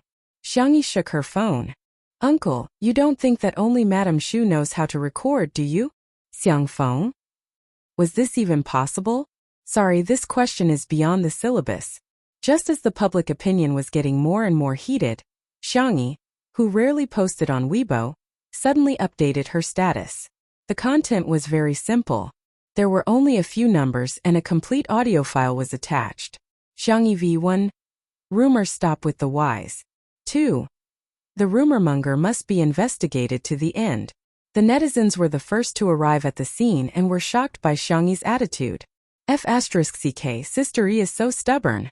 When they clicked on the recording, everyone realized that the content was completely different from the version that had been circulating before. A professional player immediately translated the text version and analyzed it word by word. He could be called a famous internet detective. Chapter 862. Minnesang. To summarize the key points, Shuringdi's mother, Madame Xu, said the same thing in both recordings, but Sister Yi's words were completely different. In one version, her values were extremely crooked, and she didn't respect her elders at all. In the other version, I was about to cry. My roommate happened to be an expert in editing, so I asked him to help me listen to the recording. He said that the version that Sister Yi posted was the real conversation. The version that was circulating before was edited. The point is, it was edited. So, there's actually nothing interesting about this. Someone just used a low-level method to tamper with Sister Yi's words. Besides, in the complete version that Sister Yi posted, Madame Shu's behavior in giving the card to her was so disgusting. Wasn't she selling her son for money? Does Sister E care about your stinky money? Humph. Sob, sob, sob, sob, confess to Sister E and say, I'll be with him for the rest of his life. It's so sweet. My roommate asked me to go for supper, I'll get going first. The public opinion changed immediately. Many netizens realized that they had been used as a tool. Everyone persevered and dug out the source of the gossip with great enthusiasm. It was a blogger with more than 100,000 fans. This blogger was probably afraid that he would be reported or even sued, so he quickly denied any involvement and even posted the bank account number that had transferred the money to him. The netizens didn't know until they checked, but when they did, they were shocked. The account number turned out to be Shu Shia's. In an instant, the netizens were in an uproar. His mother spent money to tamper with the recorded conversation with her daughter-in-law, just to slander her son for being mentally ill. I'm confused on the spot. I really don't understand what she's doing.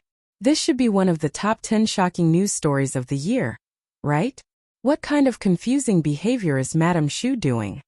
Forgive me for being blunt, but although Madame Shu keeps saying that Shui has the genes of a lunatic, I think the one who's mentally ill is Madame Shu. The viewers in the live stream were a little late, but after they saw it, they were still dumbfounded. This.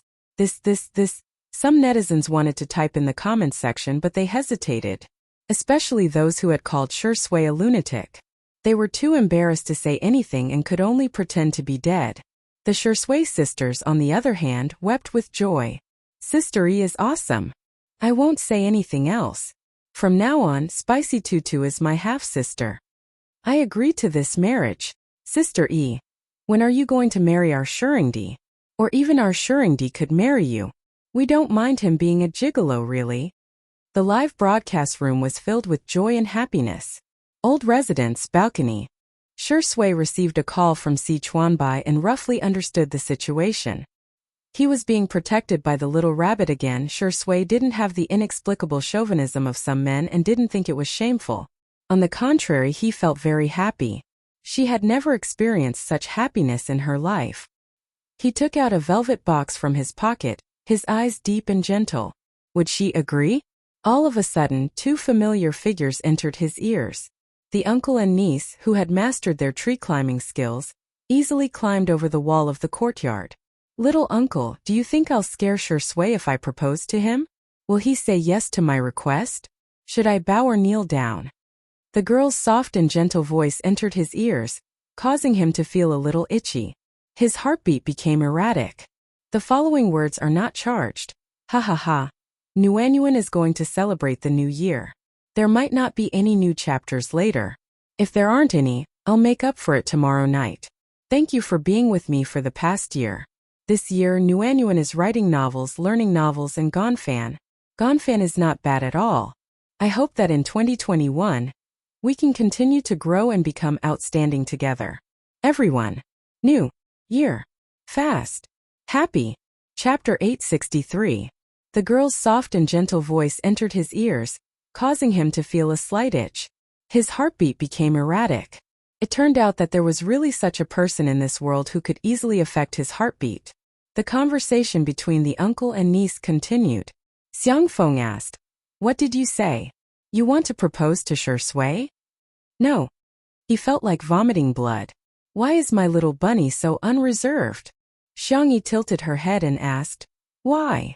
How can a girl propose to a man?" But love is a matter between two people. Be it a boy or a girl, everyone has the right to pursue love. Since a boy can propose to a girl, she can do the same. Why does it have to be a matter of gender? Xiangfeng was speechless. He scratched his head, unable to think of anything to refute Xiangyi. After a long time, he finally said, "What if he proposes to you first?" Xiangyi shook her head and said, "No, Shui is a shy and timid boy. He won't take the initiative to do such a thing." Xiangfeng was speechless. Shy? Timid? What does those two words have to do with Shui? Indeed, lust makes one dizzy. Look, my bunny is so muddle-headed. On the balcony, Shui raised his eyebrows and calmly put the velvet box back into his pocket. Being proposed to by little bunny seems like a good idea. When Xiangyi returned to the living room, The cameras and gazes all turned to her. The girl's body had this kind of magical power. She was clearly quiet and indifferent, but she was exceptionally attractive. "Sister." A pleasant female voice came from the second floor, followed by the sound of footsteps on the wooden stairs. She then complained aggrievedly. "Why are you only back now? I've been looking for you for a long time." The girl was dressed in a fiery red dress and was bright and youthful. She was the chief violinist of the Orpheus Orchestra and Xiangyi's best friend, Zhang Juzhou. Xiangyi's doe eyes lit up and she rushed towards the stairs. Zhang Juzhou accidentally missed a step, and her pupils immediately dilated. The expected scene of her falling down the stairs and embarrassing herself in front of everyone didn't happen. On the contrary, she fell into a warm and soft embrace. Xiangyi caught her. Zhang Juzhou's eyes widened. This scene instantly ignited the nerves of the live stream viewers. Countless cult fans who had drunk Yizhou's wine before came out one after another. "Grandma, your CP is finally open for business." I don't care, Juzhou is the main palace. Shuringdi is at most a favored concubine." Sob, sob, sob, I want to fall into Sister Yi's arms too. I want Sister Yi to pick me up and gently put me on the ground. In front of the stairs, Zhang Juzhou's fair face was flushed, and she didn't even know where to put her hands. Yi's hug. The arrogant and domineering young miss revealed her shy side at this moment. "Are you all right?" Xiangyi asked gently. When Zhang Juzhou heard her, the violinist's ears turned red and she stammered, "Yes, yes, yes." Xiangyi blinked, thinking that Zhang Juzhou was frightened. Hence, she rubbed Zhang Juzhou's head. The sudden head touching made Zhang Juzhou feel like steam was about to rise from the top of her head. "Yi is coaxing me. She must be treating me as her best sister. I'm the person who has the best relationship with Yi in this world. That dog of a sure sway is nothing." Oh, degree asterisk. Oh. Chapter 864. With Zhang Juzhou's arrival, Xiangyi was obviously overjoyed as she smiled more often. The two girls had endless things to talk about as they leaned their heads together and chatted about each other's recent situation. They even ignored the fact that they were on a live stream. However, the viewers of the live stream didn't find it boring at all. Instead, they found their conversation very interesting. "Why is Yizhou so cute? This is how I look when I meet my best friend. We chat on WeChat every day, but we still have a lot to talk about when we meet, haha. I feel like Sister Yi is really different when she's with Juzhou. She's much calmer and more mature when Juzhou is not around, but she becomes girlier when Juzhou is around." Seeing that the two girls were getting along harmoniously, the members of the Xiang family were very heartened. Tutu has friends. That's great. When Xiangyi was in school, she rarely mentioned her classmates and friends. They were once worried that Xiangyi might have been bullied in school. Hence, the Xiang family even secretly sent someone to investigate. The answer was that Xiangyi was not isolated, but for some reason, she had many acquaintances but almost no true friends. The Xiang family was most worried that Tutu would be too lonely. By the way, Fujian is coming later too. He sent me a message. Let me see what kind of silly message he sent.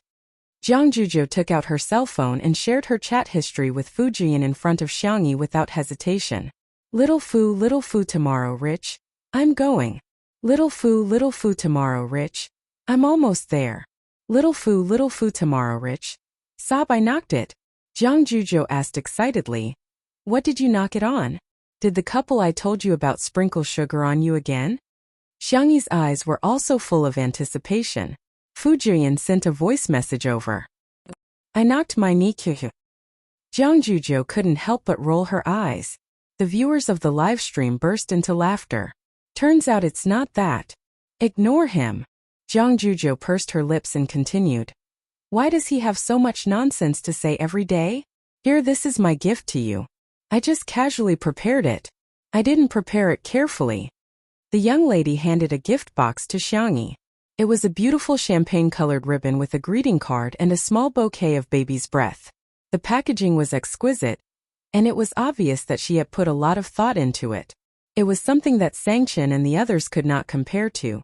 Only designer Xiangqi could barely put up a fight. Then I'll tear it down? Open it. But let me say this first. If you don't like it, you can't return it. Xiangyi chuckled. Her slender and soft little hands gently untied the ribbon tied into a bow. In the velvet gift box there was a delicate bracelet. The thin bracelet was connected by crescent-shaped white mother-of-pearl shells. Each crescent was inlaid with a ring of diamonds. It was the type of jewelry that would make a girl's heart flutter at first glance. Take a good look. Xiangyi's eyes were curved like crescent moons. Noticing the star bracelet on Jiang Juzhou's wrist, she asked, "Are we sisters?" Jiang Juzhou avoided her gaze and pouted. "I just accidentally bought something of the same series. If you don't mind, you can wear it as sisters." I can reluctantly agree. Xiangyi extended her hand in front of her and said, "Help me put it on then." The corners of Jiang Juzhou's lips curled up, but she still insisted. "I just bought it casually. I definitely didn't choose it carefully. Anyway, you're not allowed to dislike it." Chapter 865. In the live stream. Shocking. The Xiang family has been known to be proud and arrogant for generations. Jiang Juzhou is really a little cutie who doesn't mean what she says. The stars, the moon, and the stars to round it up is happiness. "I don't care, I got it anyway. Ha ha ha, the person in front is awesome." However, when the camera panned to Shui, who had returned to the kitchen, the comments changed abruptly. Most of them felt sorry for Shui, but there were also a few who resented Xiangyi. They're separated by a door. One is happy while the other is bearing with the pain. Does her conscience really not hurt? She just posted on Weibo to defend Shui, and now she's only talking to Jiang Juzhou. I wonder if Xiangyi is putting on a show for others. No matter what the reason is, anyone would be upset to be criticized by their own mother in front of the entire internet. "Xiangyi, why can't you coax Shui? You're heartless." In particular, when the butler arranged for the servants to take out a large pile of parcels, everyone's resentment instantly increased. "Miss E, these are the parcels that have been sent to you one after another in the past 2 days. Because they've all been specially marked as birthday gifts, I've kept them together and am giving them to you today." The parcels were all torn, but the butler stuck a sticky note on each box. Xiangyi saw many familiar names: Yanai Zhangchan, and the other members of C7 in Jiangxue Shangguang Zhongyi, the players of Team Logic, and the Taoist masters of the major Taoist temples. Although they couldn't come in person, they had all prepared a token of appreciation for Xiangyi. Birthdays were meant to be celebrated in the first place. However, in the eyes of some people, the better Xiangyi was living now, the more upset they would be. It's just a birthday celebration. Must they make such a big fuss? Extravagant. She has the cheek to accept gifts? I'm speechless. Shui is so pitiful. He should marry a virtuous wife. If his wife is not virtuous, his family is not upright. How can he marry a woman like Xiangyi? Is he marrying her as a nanny or an ancestor? There were all sorts of strange discussions. No one could understand why there would be such dark thoughts in the world. Jiang Juzhou opened the Xingchen app in a bit to watch the replay of the live stream. She took dozens of screenshots and edited them for her screensaver. Who would have thought that all he could see were unsightly remarks? She was so angry that she was trembling. She typed furiously to argue with the other party. Xiangyi noticed her abnormal mood and sat down beside her. "What's wrong? Look at these people. They were too bored. Could it be that they couldn't bear to see others doing well? All of you are so jealous." Xiangyi frowned as she looked at the comments that were flooding in. This made those jealous people even more excited. It turned out that a casual sentence from them could really affect a celebrity's mood. On what basis? Why was she living such a good life? He was just reincarnated into a good family. What's so great about that? Xiangyi narrowed her eyes and looked at the bullet screen for about 10 seconds. She didn't care about the comments that mocked her, but she did care about the comments that said Shui didn't have a gift. She raised her head and asked the butler calmly, "Have the things I bought arrived?" The butler answered respectfully, "Are they the express deliveries that you asked for? I've saved them separately. Do you want me to bring them over now?" "Yes." Xiangyi got up and walked into the kitchen. She tugged at Shui's sleeve and said with a smile, "Boyfriend, come out and receive the gift." Chapter 866. There was a moment of silence in the live stream where the bullet screen was flooded with comments. What? Did they hear it wrong? Today was Xiangyi's birthday. Why would she ask Shui to accept gifts? The Shui sisters couldn't help but cheer. So Sister E wasn't joking when she said she would give half of the gifts to Shui. Is it true? Her words enlightened everyone. No way, right? It turned out that she was. Shui followed Xiangyi to the living room in confusion. The butler had already laid out the gift boxes, big and small. There were even more gifts than Xiangyi had received. Xiangyi said a little embarrassedly, "It might be a little too little. Don't mind, 2/3 of it is still on the way." The audience. Everyone at the scene? Shui couldn't help but laugh. Why did you buy so many? As long as Sister E gives me a gift, I'll be very happy." Xiangyi looked straight at him without blinking. Her gaze was gentle and her tone was firm. "These are for your birthday. If you don't mind, my birthday will be your birthday from now on. The birthday on your profile will also be your birthday. This way you can celebrate your birthday twice a year." She had been there for his birthdays that no one had celebrated for him. She would make up for the regrets that no one had cared about. Shui's Adam's apple bobbed. He lowered his eyes and looked at Xiangyi with a restrained and deep gaze. The people in the live stream who had been fighting for justice for Shui were now as quiet as chickens, not daring to speak. They had thought that Xiangyi was heartless and wouldn't coax Shui. Unexpectedly, she had already prepared everything. She had even prepared so many gifts. The Shui sisters, Spicy Tutu, and Untimely Fit were now each more stubborn than the other. "I'm just asking you guys, does your face hurt?" That one sentence killed everyone in an instant.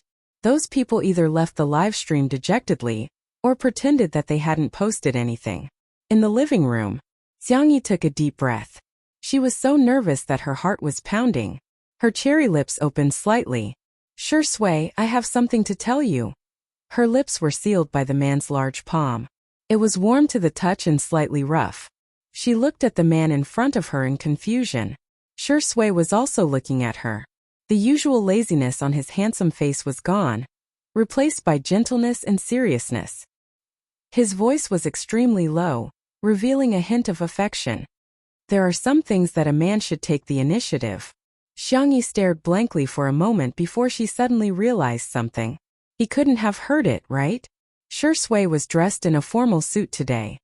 He took off his suit jacket, revealing a clean white shirt underneath, which was tucked into his black trousers elegantly. His voice was low and magnetic. "Xiangyi, I used to have a lot of dark and unbearable thoughts. I had never thought of climbing out of that abyss because I felt that even if I did, there wouldn't be a single ray of light. But one day I suddenly changed my mind. I met my light. I met a gentleness that I had never met before in my life. I also met a stroke of luck that I had never met before in my life. She is the one and only girl in this world. She is the secret that I have hidden in my heart for many years. She is my yearning for all the good things in my heart. I want to protect my light. I want her to shine forever." The man knelt down on one knee and looked up at Xiangyi with a smile on his face. He was as pious as a believer praying to God. "Marry me, will you?"